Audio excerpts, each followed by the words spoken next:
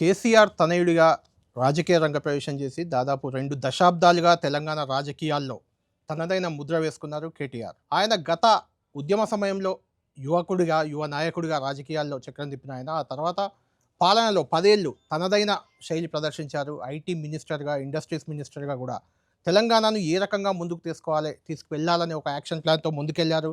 తనకంటూ ఒక ప్రత్యేక ఇమేజ్ తెచ్చుకున్నారు. సరిగ్గా ఆయన రాజకీయ జీవితానికి 20 ఏళ్ళు మొన్ననే పూర్తయితే ఇప్పుడు ఆయన జీవితానికి 50 ఏళ్ళు చేరుకున్నారు. 50 ఏళ్ళ వయసు కేటీఆర్కి ఈ రోజుతో వచ్చింది.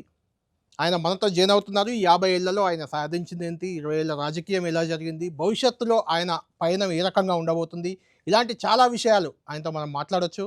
ఆయనతో మనతో జాయిన్ అవుతున్నారు. కేటీఆర్ గారు, ముందుగా మీకు జన్మదిన శుభాకాంక్షలు. Thank you. అది కూడా 50వ జన్మదినం. ఇది ఖచ్చితంగా మీకు ఇది ఒక స్పెషల్ డేగానే చూడాలి దీన్ని. మీతో మాట్లాడడానికి కూడా అంటే 14 ఏళ్ళు దాదాపు ఉద్యమంలో ఉన్నారు. ఆ తర్వాత దాదాపు 10 ఏళ్ళు అధికారం, ఇప్పుడు 2.5 ఏళ్ళుగా ప్రతిపక్షం. అంటే అన్ని రకాల పాత్రలు పోషించారు మీరు ఒక రకంగా చెప్పాలంటే 20 ఏళ్లలో. మీ రాజకీయ జీవితానికి 20 ఏళ్ళు, మీకు 50 ఏళ్ళు.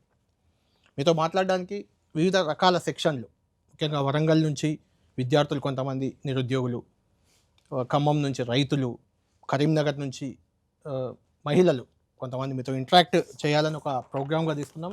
చాలా ఇంటర్వ్యూలు నేను చేశాను. కేటీఆర్ at 50 ఇలాంటి ఇంటర్వ్యూ మాత్రం ఇదే ఫస్ట్ టైం చేస్తున్నాను. అంటే ఒక 50 ఏళ్ళు ఒక నాయకుడికి రావడం, ఆ సమయంలో మీరు నాకు ఇంటర్వ్యూ ఇవ్వడం, ముందు దానికి ధన్యవాదాలు. Thank you Kalyan. ఊరికే 50 అంటే ముసలోడ్ ఫీలింగ్ వస్తుంది, but thank you Kalyan. Still మీకు ఆ ఫీలింగ్ వచ్చినా మీరు యువ నాయకుడిగానే తెలంగాణ యూత్ అంతా చూస్తుంటారు మిమ్మల్ని. ఇక్కడ కూడా మనకు స్టూడియోలో కూడా అందుబాటులో ఉన్నారు. పాపారావు గారు ఫైనాన్షియల్ ఎక్స్పర్ట్, మీతో ఇంటరాక్ట్ అవుతారు. అదేవిధంగా రాజశేఖర్ రెడ్డి గారు క్రెడాయ్ సంబంధించి రిప్రజెంటేటివ్ ప్రతినిధి, ఇంతకుముందు జనరల్ సెక్రటరీ, మంజుల గారు ఉమెన్ ఎంటర్ప్రినర్, తమ్మారెడ్డి భరద్వాజ గారు film producer and director, Prasanna గారు సిఓఓ హోరైఐ, వారు కూడా ఇక్కడ మనకు ఐటీ నుంచి ఉన్నారు. రకరకాలుగా మీతో మాట్లాడాలని, మీ నుంచి కొన్ని సమాధానాలు తీసుకునేటివి ఉంటాయి, మిమ్మల్ని కొన్ని క్వశ్చన్ చేసేటివి కూడా ఉంటాయి. అన్నిటిని మీరు ఎదుర్కోవడానికి సిద్ధంగా ఉన్నారని అనుకుంటున్నాను నేనైతే. Thank you. కేటీఆర్ గారు చెప్పండి, 50 ఏళ్ళు మీ జీవితానికి, 20 ఏళ్ళు మీ రాజకీయ జీవితానికి, ఇంకొకటి కూడా మధ్యలో ఉంది బీఆర్ఎస్ పార్టీకి కూడా 25 ఏళ్ళు. 3 ఒక రకమైన మైల్ స్టోన్స్, అవి పూర్తయ్యాయి. ఈ కెరియర్ని, ఈ ప్రయాణాన్ని చూస్తే ఏమనిపిస్తుంది? అంటే ప్రజా జీవితంలో ఉండేది మీరు గమనిస్తే ఎత్తులు, పల్లాలు, ఓటములు, విజయాలు, ఇవన్నీ కూడా జీవితంలో ఉన్నట్టుగానే ప్రజా జీవితంలో కూడా ఉంటాయి. కాబట్టి 50 ఏళ్ళు, 20 ఏళ్ళు, 30 ఏళ్ళు ఇవన్నీ కాదు, కానీ అంటే క్యాలెండర్ బట్టి మారుతూ ఉంటుంది. ఏజ్ అనేది ఎవరి చేతుల్లో లేదు, అది పెరుగుతూనే ఉంటుంది. మనకి ఇష్టం ఉన్నా లేకపోయినా అది పెరుగుతూనే ఉంటుంది. కాకపోతే ఎట్లా ఉంటుందంటే అప్పుడప్పుడు ఇవన్నీ రిమైండర్స్ అన్నమాట, ఈ డేట్స్ మనకి. అంటే మనం సాధించింది ఏంటి, ఇంకా సాధించాల్సింది ఏంటి, ఇంకా ఏం చేయాలి అనే దానికి మాత్రం డెఫినెట్గా ఒక మంచి రిమైండరు. కాబట్టి 20 ఏళ్లలో రాజకీయ జీవితంలో సాధించింది ఏంటి అని మీరు నన్ను అడిగితే, అతిపెద్ద అచీవ్మెంట్ ఎవరికైనా ముఖ్యంగా ఈ ఉద్యమంలో పనిచేసిన వాళ్ళకి ఏంటంటే, తెలంగాణ రాష్ట్రాన్ని సాధించిన రోజే అతిపెద్ద విజయం. అంతకంటే మించిన విజయం అంటూ ఈ జీవితంలో ఇంకోటి ఉంటుందని నేను అనుకోను. ఎందుకంటే అసాధ్యం అనుకున్న తెలంగాణనే ఆ రోజు సాకారం అయ్యింది, ప్రజల ఉద్యమం ఫలించింది, అల్టిమేట్గా రాష్ట్రం సిద్ధించింది. ఇక తర్వాత అడ్మినిస్ట్రేషన్లో వచ్చే కొన్ని విజయాలు, అందులో తగిలే కొన్ని ఎదురు దెబ్బలు, ఎలక్షన్లు గెలవడం, ఓడవడం, అదంతా కూడా పెద్ద గొప్పగా చెప్పుకోదగ్గ విషయం ఏం కాదు. అల్టిమేట్గా మాత్రం 20 ఏళ్లలో, ఎందుకంటే ఎన్నడూ కూడా నేను మంత్రి అవుతాను అనుకోలేదు, ఎన్నడూ ప్రభుత్వంలో ఉంటాను అనుకోలేదు, అసలు పార్టీయే 2014 తర్వాత ఉంటుంది అనుకోలేదు. అట్లాంటి పరిస్థితి నుంచి మరి somebody has been kind, somebody upstairs has been kind. Upstairs అంటే పైన, ఇంకా పైన somebody upstairs has been very very kind. I'm sure డెఫినెట్గా తెలంగాణ సాధించిన విజయం అన్నిటికన్నా పెద్దది, అన్నిటికన్నా ఆత్మసంతృప్తిని, తృప్తినిచ్చిందని చెప్పక తప్పదు. మీరే అన్నట్టు యువ నాయకుడి నుంచి మారిపోయారు. ఇప్పుడు యువ నాయకుడు అని మీరు ఒప్పుకోకున్నా, కానీ యువ నాయకుడిగా, యువకుడిగా రాజకీయాల్లోకి వచ్చారు. అనివార్యంగా వచ్చారా, ఎలా వచ్చారు, ఏంటి అనేది 2006లో మీరు, నాకు తెలిసి ఉప ఎన్నిక అప్పుడే నేను ఫస్ట్ టైం మిమ్మల్ని కరీంనగర్లో కలిశాను కూడా 2006లో. అప్పుడు వచ్చినప్పుడు అంటే తెలంగాణ సాధనే లక్ష్యం, లేకుంటే కేసీఆర్ నా ఉప ఎన్నికలో గెలిపించడమే లక్ష్యం తప్పితే మీకంటూ ఏమైనా గోల్ ఉందా ఆ రోజు? అస్సలు ఏమీ లేదు. నిజంగా చెప్పాలంటే ఆ రోజు కేసీఆర్ గారికి నేను నా ఉద్యోగానికి రాజీనామా చేసిన విషయం కూడా తెలియదు. ఆయనకి చెప్పకుండానే నేను నిజానికి అప్పుడు సౌత్ ఏషియా రీజన్కి హెడ్గా ఉన్నాను. నా కంపెనీకి, ఒక అమెరికన్ కంపెనీకి ఇక్కడ సౌత్ ఏషియన్ రీజన్కి హెడ్గా ఉన్నాను. సో కేసీఆర్ గారు కరీంనగర్ పార్లమెంటు స్థానానికి రాజీనామా చేసిన తర్వాత ఉప ఎన్నిక వస్తే ఆ ఉప ఎన్నికల్లో అందరూ మరి విజయమో వీరస్వర్గమో అన్నట్టు కొట్లాడుతున్నారు. మనం కూడా ఉడతా భక్తిగా ఏదో ఒకటి చేయాలి అనిపించి మా బాస్ని లీవ్ అడిగాను. మా బాస్ అప్పుడు సింగపూర్లో ఉండేవాడు. లీవ్ అడిగితే 2 నెలలు లీవ్ కావాలన్నాను. అంటే ఆయన అన్నాడు, 2 నెలలు నువ్వు లేకుండా కంపెనీ నడిస్తే మరి నువ్వెందుకయ్యా అన్నాడు. కరెక్టే కదా అని అనిపించి ఇంకెవరికి చెప్పలేదు. చెప్పకుండా డైరెక్ట్గా రాజీనామా చేసి సార్తో పాటు ఆ 2 months కూడా తిరిగిన. గెలిచిన తర్వాత చెప్పిన, ఇట్లా నేను రాజీనామా చేసినా సరే అంటే కొప్పడ్డారు. చెప్పకుండా చేస్తారా ఇట్లాంటి నిర్ణయాలు, అట్లా ఎట్లా. ఇంక చెప్పాను, ఇంక అయిపోయింది సార్, అది వదిలేశాను, ఇంక నేను మీతో పాటు పని చేయదలుచుకున్నాను, పని చేస్తానని చెప్పిన. సో 2006 నుంచి ఈరోజు 2026. సో 20 ఏళ్ళు నాకేమి ట్రైనింగు లేదు, నన్ను ఎవరు పుష్ చేసింది లేదు. నిజంగా చెప్పాలంటే ఒక రకంగా గేట్ క్రాష్ చేసి, నిజానికి కేసీఆర్ గారికి ఆ రోజు ఇష్టం లేదు, కరెక్ట్ టైం కాదు ఇది, ఎట్లా ఇప్పుడు ఎందుకు, తెలంగాణ వస్తుంది కదా, వచ్చిన తర్వాత వచ్చి కాంట్రిబ్యూట్ చేయొచ్చు, ఇప్పుడే ఉంది పని అన్నారు. కానీ గేట్ క్రాష్ చేసి వచ్చాను. వచ్చిన తర్వాత 8 ఏళ్ల పాటు ఉద్యమంలో ఉన్నాను. 3 ఏళ్ళు పార్టీ జనరల్ సెక్రటరీగా, తర్వాత 5 ఏళ్ళు ఒక శాసనసభ్యుడిగా 2009 నుంచి ఉద్యమంలో నా వంతు పాత్ర. నేను ఏదో చేశానని చెప్పను, కానీ నాకెంత శక్తి ఉందో, నాకు ఎంతైతే పరిమితమైన జ్ఞానం ఉందో అంత మేరకి నేను కాంట్రిబ్యూట్ చేసేదానికి చేసిన. 14లో రాష్ట్రం వచ్చిన తర్వాత నిజానికి పార్టీ ఉంటుంది అనుకోలేదు. ఆ రోజు కేసీఆర్ గారు చాలా డిటర్మైన్డ్గా ఉన్నారు. కాంగ్రెస్ పార్టీలో మర్జ్ అవుతుంది పార్టీ అనేది మేమందరం అనుకున్నాం. నేనైతే సోనియా గాంధీ గారింటికి మేమందరం ఆవిడకి థ్యాంక్స్ చెప్పడానికి పోతున్న రోజు నా వైఫ్కి చెప్పిన, నేను this is my last day in politics, party merge అయిపోతుంది, ఇంకా తర్వాత నాకేం పని లేదు, నేను కాంగ్రెస్ లాంటి అసహ్యకరమైన పార్టీలో నన్ను నేను చూసుకోలేను, నా వల్ల కాదు ఆ పార్టీ, దేశంలో ఉండే సకల దరిద్రాలకు మూలం ఆ పార్టీ, కాబట్టి ఆ పార్టీని నేను భరించలేను, నేను పోలేను, నేను రాజకీయం వదిలేస్తా అని చెప్తే మా ఆవిడ చాలా సంతోషపడ్డది, మంచి పని చేస్తున్నావు అన్నది. సో అట్లా that was suppose to be my last day. ఇక ఆ తర్వాత అనుకోకుండా అనివార్యంగా జరిగిన పరిణామాల్లో పార్టీ ఒంటరిగా పోటీ చేయాల్సి వచ్చింది. తర్వాత అధికారంలోకి వచ్చాము. వచ్చిన తర్వాత కూడా కేసీఆర్ గారు మొట్టమొదటిసారి మంత్రివర్గంలో బాధ్యత ఇస్తా అన్నప్పుడు కూడా నేను వద్దన్నాను. ఎందుకంటే అన్న మీరు బద్నాం అవుతారు, నేను మంత్రి అవుతే వచ్చేదేముంది, మీరు ముఖ్యమంత్రిగా ఉన్నారు, నేను వచ్చి చేసేదేముంటుంది సార్, మీరు మళ్ళీ కొడుకు ఇచ్చాడు అంటారు క్యాబినెట్లో, కాబట్టి బాగుండదేమో అంటే ఆయన ఒకటే మాట అన్నారు, నేను ఇవ్వాలి కాదు, ఇంకో 20 సంవత్సరాల తర్వాత నీకు పదవి ఇచ్చిన అదే మాట అంటారు, ఇచ్చినప్పుడు ప్రూవ్ చేసుకోకుండా నువ్వు ఫెయిల్ అవుతే నేను ఎవడు కాపాడలేడు, ప్రూవ్ చేసుకో, పని చేయి, గట్టిగా పని చేయి అని చెప్పి వారు చెప్తే వారి మాటను శిరసావహించి బాధ్యత తీసుకున్నాను. సిన్సియర్గా పనిచేశాను. టెక్నాలజీ మినిస్టర్గా, ఇండస్ట్రీ మినిస్టర్గా, అర్బన్ డెవలప్మెంట్ మినిస్టర్గా సిన్సియర్గా పనిచేసిన. దానికి తగ్గట్టుగానే కొన్ని కితాబులు వచ్చినాయి, కొన్ని విమర్శలు కూడా వస్తాయి, అది రాజకీయంలో అది కామన్. కాబట్టి నాకు తోచినంత మేరకి, నాకున్న శక్తి మేరకు అయితే సిన్సియర్గా, ప్యాషనేట్గా రాష్ట్రం కోసం పనిచేసిన. ఆ తృప్తి ఉంది. బట్ భవిష్యత్తులో మళ్ళీ తిరిగి ఖచ్చితంగా కేసీఆర్ గారు ముఖ్యమంత్రి కావాలన్న ఒకే ఒక కమిట్మెంట్, అది తప్ప వేరే గోల్ లేదు, వేరే లక్ష్యం కానీ ఇంకోటి కానీ ఏది లేదు. మళ్ళీ తిరిగి కేసీఆర్ గారు is a living legend and ఆయన ప్రేమించినంతగా తెలంగాణను ఎవరు ప్రేమించలేరు. ఈ రాష్ట్రం సాధించడంలో కానీ, ఆ రాష్ట్రం సిద్ధించిన తర్వాత రాష్ట్రం కోసం పనిచేసిన విధానంలో కానీ కేసీఆర్ గారు తెలంగాణను ప్రేమించినంతగా, ఆయన స్వప్నించినంతగా, ఆయన చేసినంతగా ఎవరు చేయలేరు. కాబట్టి మళ్ళీ తిరిగి వారు ఆ బాధ్యత తీసుకుని రాష్ట్రాన్ని నడపాలన్నది ఒకటే ఒక లక్ష్యం, ఏం లేదు. జనరల్ కేటీఆర్ గారు మనం చూస్తుంటాం, పొలిటీషియన్లు అయినా లేదంటే ముఖ్యంగా సీనియర్ స్టార్స్ పొలిటీషియన్లు ఇద్దరు ప్రధానంగా, వాళ్ళ ఫాదర్ ఏదైతే వాళ్ళ సన్ డాటర్ వాట్ ఎవర్ వాళ్ళు అదే కావాలి అని ఒక ఆలోచనలో ఉంటుంటారు చిన్నప్పటి నుంచే. దాదాపు ఎక్కువ మంది డాక్టర్ల పిల్లలు డాక్టర్లు అవుతారు, అవును, యాక్టర్ల పిల్లలు యాక్టర్లు అవుతారు. అది ఎందుకంటే ఇంట్లో దగ్గర నుండి ఏదన్నా చూస్తున్నప్పుడు తల్లిని కానీ తండ్రిని కానీ ఆ వాతావరణ ప్రభావం సహజంగానే ఉంటుంది. నేను అదే అనబోతున్నాను, మీకు రాలేదు అది అని నేను అడుగుతుంది అదే. ఆ ప్రభావం ఉంటుంది, మీరు రాజకీయాల్లోకి రావాలనుకోలేదు చిన్నప్పుడు కూడా. రాజకీయాల్లోకి రావాలన్న ఆసక్తి ఉండింది కానీ, బట్ అట్లా అనుకోకుండా ఆ టైంలో వస్తానన్న అంటే టైమింగ్ అవగాహన అంతే. బట్ రావాలన్న ఆసక్తి మొదటి నుంచి ఉంది. కానీ వచ్చిన తర్వాత ఇదేదో మనకు వారసత్వ హక్కు, ఇది మనమే దీనికి శాశ్వతం, లేదా కేసీఆర్ గారు చేసిన పదవులని నేను చేయాలి, అట్లాంటి పిచ్చి భ్రమలు నాకేం లేవు. ఎందుకంటే అల్టిమేట్గా ప్రజాస్వామ్యంలో ప్రజలు మా తలరాత రాస్తారు, ప్రజలు ఏదనుకుంటే అది జరుగుతుంది. అంతేగాని నా పార్టీకి నేను ఊహించేసుకొని, నేను కేసీఆర్ గారు ఫలానా పదవి చేశారు కాబట్టి ఆటోమేటిక్గా వారసత్వంగా నాకు రావాలి, అది అట్లా కుదరదు. కాబట్టి నేను అందుకే చెప్తా ఉన్నా, రాజకీయం అంటే ఆసక్తి ఉంది, ప్రజా జీవితం అంటే ఆసక్తి ఉంది, కానీ అనుకోని పరిస్థితుల్లో ఆ టైంలో రావాల్సి వచ్చిందని చెప్తాం. ఓకే, కేటీఆర్ గారు అంటే మీరు ప్రతిపక్షంలో ఉన్నారు, ఉద్యమంలో ఉన్నారు, తర్వాత అధికారంలో ఉన్నారు. 3 రోల్స్‌లో మీరు కరెక్ట్‌గా ఏ రోల్ ప్లే చేయడానికి ఇంట్రెస్ట్‌గా అనిపించింది? ఏ రోల్ ఇబ్బందిగా అనిపిస్తుంది అంటే ఏం చెప్తారు? యాక్చువల్లీ ఇప్పుడు 3 పాత్రలు చూస్తే తృప్తినిచ్చింది ఏంటి అంటే ఉద్యమ పాత్ర. ఎందుకంటే ఉద్యమంలో మేము ఉండేది 10 మంది ఎమ్మెల్యేలే ఆ రోజు టీఆర్ఎస్‌కి. అవును. కానీ మేము హీరోలాగా తిరిగేది. ఎందుకంటే మొత్తం ప్రజా బాహుల్యం అంతా మాకు సపోర్ట్‌గా ఉంది బయట అనే ఒక విశ్వాసంతో మాకు అదొక హీరో వర్షిప్ ఉండేది. బయట ఎక్కడ పోయినా వీళ్ళు కొట్లాడుతున్నారు.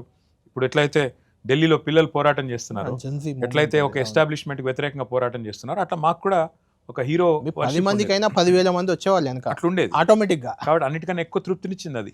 కానీ అన్నిటికన్నా ఎక్కువ ఎంజాయ్ చేస్తున్న పాత్ర ఏంటంటే ఆపోజిషన్. ఎందుకంటే ఇప్పుడు ఆపోజిషన్‌లో గత 2.5 ఇయర్స్‌గా నాకు మాత్రం చాలా బాగుంది.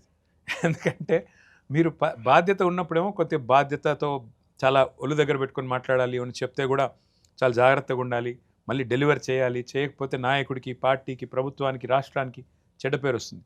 కానీ ప్రతిపక్షంలో ఏముంది, బ్రహ్మాండంగా మీరు బాగా మాట్లాడొచ్చు, ధాటిగా మాట్లాడొచ్చు, అవతల వాళ్ళు ఏమైతే చెప్పి వాగ్దానాలు నెరవేర్చట్లేదో బ్రహ్మాండంగా ఓపెన్గా చెప్పొచ్చు, ప్రజల్ని ఆకట్టుకునే విధంగా మంచి జనరంజకంగా మాట్లాడచ్చు. అక్కడి వరకు ఓకే, కానీ నేను 20 ఏళ్ల నుంచి దాదాపు కేటీఆర్‌ను చూస్తున్నాను. 20 ఏళ్ల నుంచి అయితే ఈ 2.5 ఏళ్ల కేటీఆర్‌కి గతంలో ఉన్న 18 ఏళ్ల క్రితం నుంచి ఉన్న కేటీఆర్‌కి కొంచెం తేడా కనిపిస్తుంది.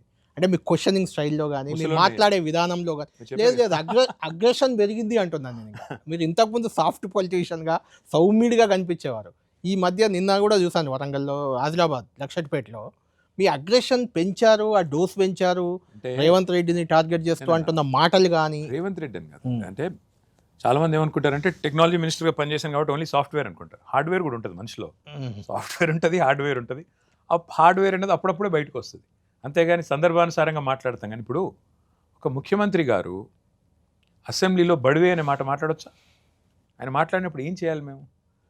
పంటలకు నీళ్ళు ఇవ్వయా స్వామి అంటే రక్తం చల్లుకోండి అంటే ఏమనాలి అలాంటి ముఖ్యమంత్రిని? ఇంకేమనాలో తప్పదు కదా. సో అప్పుడప్పుడు ఎట్లా ఉంటుందంటే నాకు ఇష్టమున్నా లేకపోయినా, మీకు ఇష్టమున్నా లేకపోయినా సందర్భానుసారంగా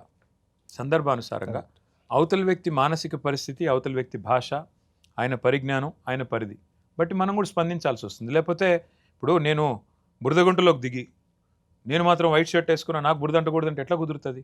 అవతల వాడు నేను బురదలోకి లాగుతున్నాడు, రొంపిలోకి లాగక తప్పదు, నువ్వు కూడా అంతే అదే స్థాయిలో దాడి చేయక తప్పదు. మా పార్టీ 10 ఏళ్లలో చేసిన పని గురించి నేను చెప్పుకోండి, మీరు ఆ పని చేయండి, మీరు ప్రజల దగ్గరికి వెళ్ళండి చెప్పుకోండి అంటే చెప్పుకోగలుగుతాను. కాంగ్రెస్ పార్టీ వాళ్ళు కూడా నిజానికి ఆ పని చేయాలి.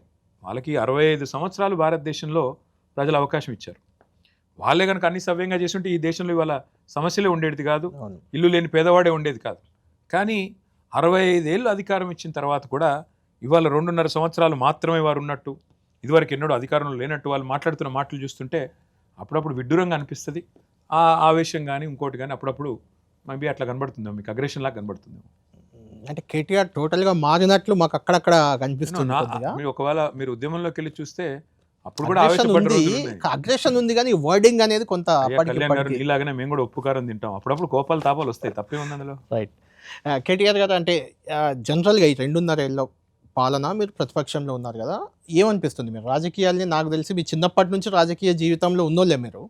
ఈ పాలన, ఇప్పుడు రాష్ట్రంలో జరుగుతున్న పాలన కానీ, అక్కడ మీరు అన్నట్టు ఇంతకుముందు చెప్పినట్టు కాక్రోచ్ జనతా పార్టీ లాంటి పుట్టుకొస్తున్నాయి, అంటే ప్రభుత్వాలను పడేసే రకంగా తయారవుతున్నాయి అవి. ఈ పాలన అని కాదు, ఓన్లీ తెలంగాణ గురించే కాదు కానీ భారతదేశం కూడా చూస్తే మీకు స్పష్టంగా ఒకటి కనబడుతూ ఉంది.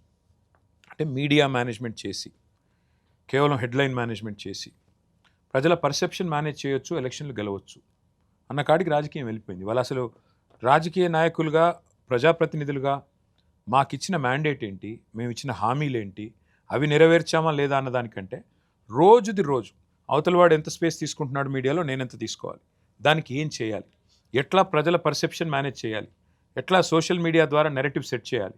ఇది ఇప్పుడు పొలిటికల్ కన్సల్టెంట్లు, స్ట్రాటజిస్టులు వచ్చిన తర్వాత ఇదొక జాడ్యం వచ్చిన తర్వాత ఇప్పుడు ఏంటంటే ఇంకా అసలు ఎన్నికలు గెలవడానికి అవతల వాడి ఓట్లు ఎట్లా చీల్చాలి, ప్రజలను ఎట్లా బుట్టలో వేసుకోవాలి, మరి 1కి 4 అబద్ధాలు గట్టిగా పెద్ద గొంతు పెంచి ఎట్లా చెప్పాలి, ఇదే ధోరణి గత చాలా కాలంగా నడుస్తూ ఉంది. కాబట్టి ఓన్లీ తెలంగాణ అనను కానీ ఈ జబ్బు దేశమంతా వచ్చింది, రాజకీయాల్లోకి వచ్చింది. ఇది వాంఛనీయమైన పరిణామం కాదు. అల్టిమేట్గా ప్రజలకి మీరేం చేశారు, 5 ఏళ్ళు మీకు అవకాశం ఇస్తే అది చెప్పాలి. మీరు ఇచ్చిన మాట ఏంటి, మీరు చేసింది ఏంటి, దాని బేసిస్లో ఓటు అడగాలి. ఒకసారి గెలుస్తాం, ఒకసారి ఓడిపోతాం. ఇది సైక్లికల్ ప్రాసెస్ ఇది. అవును. కాబట్టి దానికి ఏదో పెద్ద ఆందోళన పడవలసిన అవసరం లేదు. ఇవాళ మేము ఓడిపోయాం, సరే ఓకే. మా బాధ్యత ఏంటి? ప్రతిపక్షంలో బ్యూటిఫుల్ సేయింగ్ ఉందండి ఆంగ్లంలో, డెమోక్రసీలో the opposition has its say, government has its way. Okay. Opposition ప్రజల తరపున మాట్లాడుతుంది, ప్రతిపక్షం ప్రజలకి ఏమైతే మీరు ఇచ్చిన ఇవి ఉన్నాయో హామీలు నెరవేర్చమని గుర్తు చేస్తుంది. అది మా బాధ్యత. గవర్నమెంట్ ఏం చేయాలి? నెరవేర్చగలిగినవి నెరవేర్చాలి, లేకపోతే చెప్పాలి ఎందుకు నెరవేర్చలేవో చెప్పాలి. అంతేగాని కానీ బుకాయింపు, బెదిరింపులు, దబాయింపులు ఇవి నడవు. కానీ ఇక్కడ ఒక డిఫరెంట్ చర్చ ఉంది మీరు చెప్పిన దానికే. ప్రతిపక్షం స్టిల్ అధికార పక్షంగా బిహేవ్ చేస్తుందని, అధికార పక్షం స్టిల్ ప్రతిపక్షంగా ఉందని. అంటే అది ముఖ్యమంత్రి గారిని చూస్తే అనుమానం మీకు కలుగుతుంది. ఎందుకంటే ఇంత ఫ్రస్ట్రేషన్లో ఉన్న ముఖ్యమంత్రిని ఎవరిని నేను చూడలేదు. ఆయన ఎందుకు గొంతు చించుకుంటున్నాడో, ఎందుకు గావు కేకలు పెడుతున్నాడో. కేసీఆర్ గారు 2.5 ఏళ్లలో ఏ ఒక్కరోజు కూడా ఆయన పేరు తీసుకోలేదు, ముఖ్యమంత్రి పేరు. కానీ ముఖ్యమంత్రి గారు మాత్రం కేసీఆర్ గారిని తలుచుకొని రోజు లేదు. అసలు అన్నిసార్లు రాముడినో లేకపోతే కృష్ణుడినో తలుచుకుంటే పుణ్యమనో వస్తుంది ఆయనకి. అంటే ఆ ఫ్రస్ట్రేషన్ ఏదైతే ఉందో అట్లా చూసినప్పుడు ప్రజలకు అనిపిస్తోందేమో ఈయన ప్రతిపక్షంలో ఉన్నాడు, వాళ్ళే అధికారంలో ఉన్నారు, దానికి మేమేం చేయగలం? అంటే మీరు కూడా అధికారంలో ఉన్నట్టు లేకుంటే అధికారంలోకి రాబోతున్నట్టు ఒక ఫీల్ చేస్తున్నారు, అలానే ఉన్నారు బీఆర్ఎస్ వాళ్ళు అనే చర్చకి ఏం చెప్తారు? అట్లా కూడా కొంత అలా ఉండకుండా ఎట్లుంటాం బ్రదర్? ఇప్పుడు మాకు సబ్జెక్ట్ తెలుసు. ముఖ్యమంత్రి గారు లాగా నాకు అధికారులను అడిగి తెలుసుకోవాల్సిన అవసరం లేదు. దేవాదులు ఏ బేసిన్లో ఉంది, నల్లమల్ల తెలంగాణలో ఉందా, లేకపోతే వందే మాత్రం అని రాకూడదు, అట్లాంటి పరిస్థితి మాకు లేదు. మా నాయకుడు మాకు ట్రైనింగ్ అట్లా ఇచ్చారు. మా నాయకుడు ఒక సమర్థుడైన నాయకుడు. ఆయనతో పనిచేసే క్రమంలో మాకు ఖచ్చితంగా విషయ పరిజ్ఞానం మాకు కొద్దిగా ఎక్కువే ఉంటుంది. విషయ పరిజ్ఞానం ఉన్నవాడికి ఆత్మవిశ్వాసం కూడా ఎక్కువ ఉంటుంది. దానికి కొంతమంది అహంకారం అనొచ్చు, ఇంకొకరు ఇంకో పేరు పెట్టవచ్చు. కానీ ఏదేమైనప్పటికీ ఒకటి మాత్రం వాస్తవం, ఇవాళ తెలంగాణని కేసీఆర్ గారు బీఆర్ఎస్ ప్రేమించినంతగా ఏ ఒక్క పార్టీ ప్రేమించలేదు. ఏ ఒక్క పార్టీ కూడా ఆ విషయంలో మాకు పోటీ కానీ సాటి కానీ కాదు.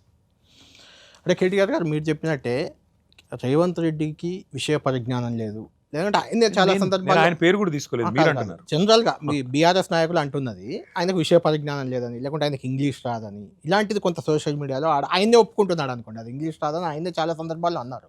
కానీ అదే సందర్భంగా మిమ్మల్ని ఒక కామెంట్ చేస్తున్నాడు. ఆయన అమెరికాలో బాత్రూమ్లు కడుక్కునే ఆయన మంత్రి అయ్యిండు, లేకుంటే ఇంకెవరో ఏదో ముఖ్యమంత్రి అయ్యారు, ఇంకెవరో మంత్రులు, ఇంతకంటే మీకు తెలంగాణ ఏమి ఇవ్వాలి, ఏం చేయాలి? అమెరికాలో నేను బాత్రూమ్లు కడిగేటప్పుడు రేవంత్ రెడ్డి గారు పక్క నుంచి ఫినాయిల్ పోసేటోడు కదా. అట్లా అన్నప్పుడు ఏమనిపిస్తుంది? ఏమనిపిస్తుంది? ఎందుకు వచ్చాము ఈ దరిద్రంలోకి అనిపిస్తుంది. నేను కూడా అనొచ్చు కదా, గోడల మీద సున్నాలు వేసుకొని బతికేవాడు, నీకు జూబ్లీ హిల్స్లో ఇల్లు ఎట్లు వచ్చినాయి, నేను కూడా అనొచ్చు, చాలా అనొచ్చు.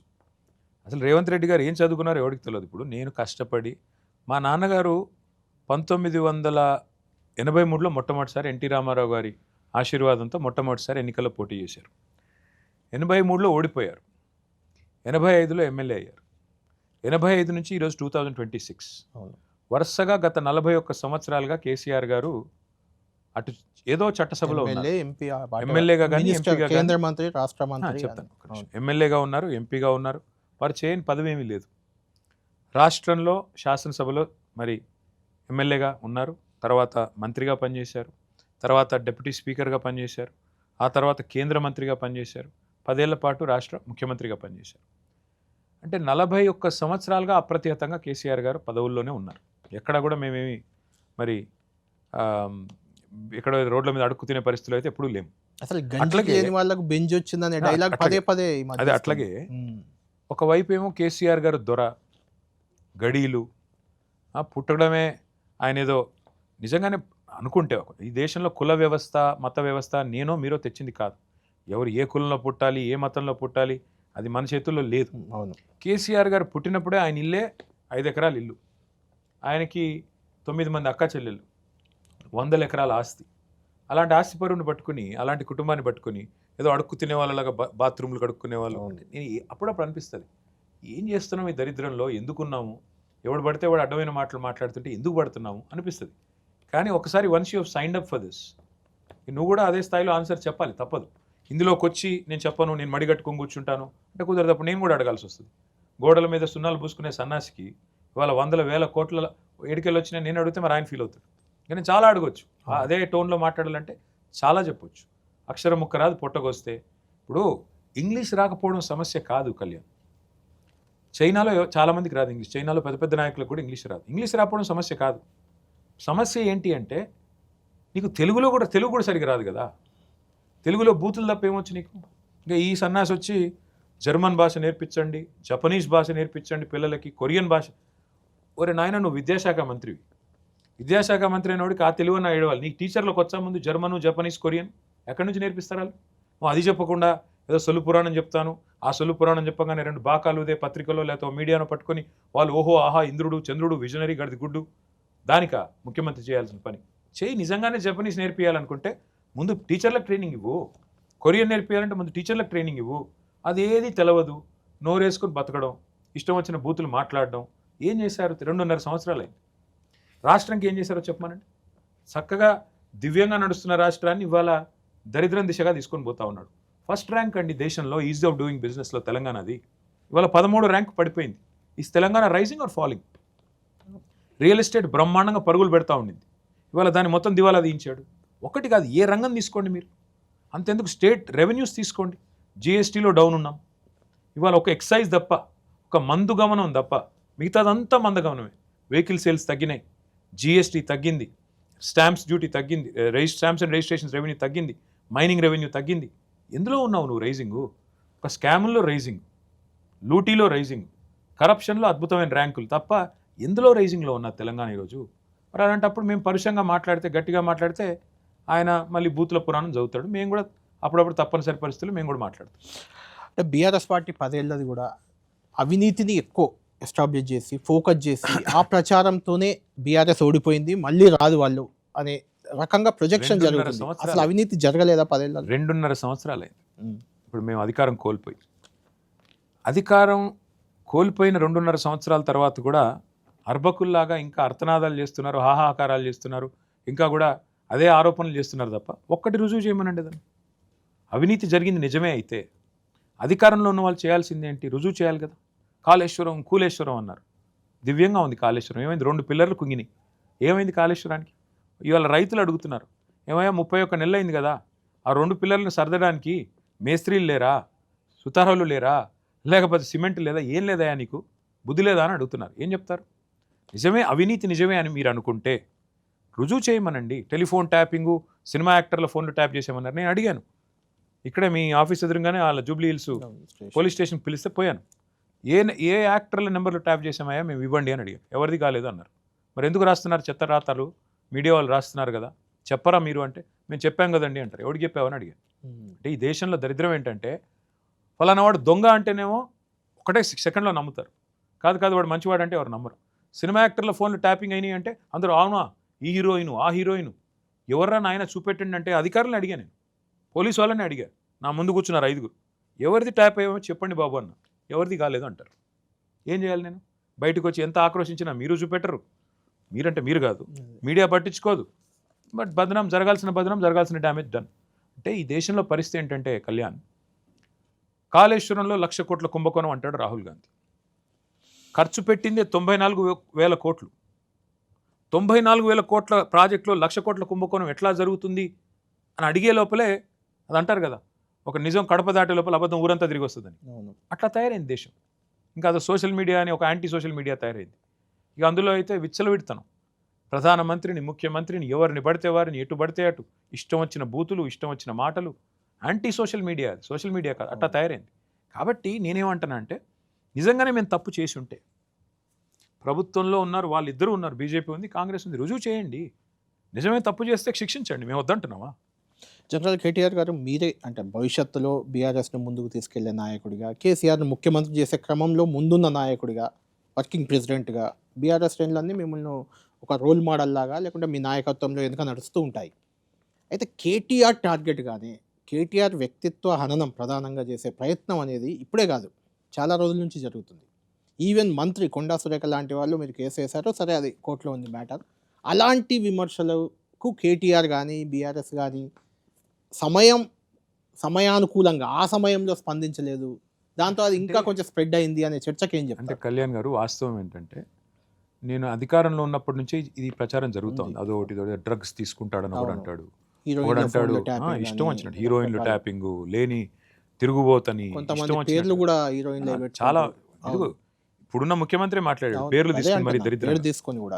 అంటే బ్రదర్, నేనేమనుకున్నానంటే ఈ వెధవ వాగుడు, ఈ చెత్త వాగుడు, ఈ చెత్త ప్రచారాలు ఎవరు నమ్ముతారు, ఎందుకు నమ్ముతారు? ప్రజలకి కావాల్సింది ఏంటి? నాకు నీళ్ళు వస్తున్నాయా లేవా, మా రోడ్లు బాగున్నాయా లేవా, లా అండ్ ఆర్డర్ బాగుందా లేదా, లేకపోతే మాకు రావాల్సిన స్కీమ్లు అందుతున్నాయి. ఇది మా మైండ్ సెట్ అట్లా ఉండింది. ఈ చెత్తవాగుడు ఎవరు అవుతారు, ఈ సోషల్ మీడియా ఏంటి, నాన్ సెన్స్ ఏంటి, పట్టించుకునేది ఏంటి, వీళ్ళని డిగ్నిఫై చేయడం ఎందుకు, రెస్పాండ్ అయ్యి అనవసరంగా వీళ్ళను పెద్దవాళ్ళని చేయడం ఎందుకు అని చెప్పి చాలామంది చెత్తవాగుడు వాగుతుంటే కూడా నేను పట్టించుకోలేదు.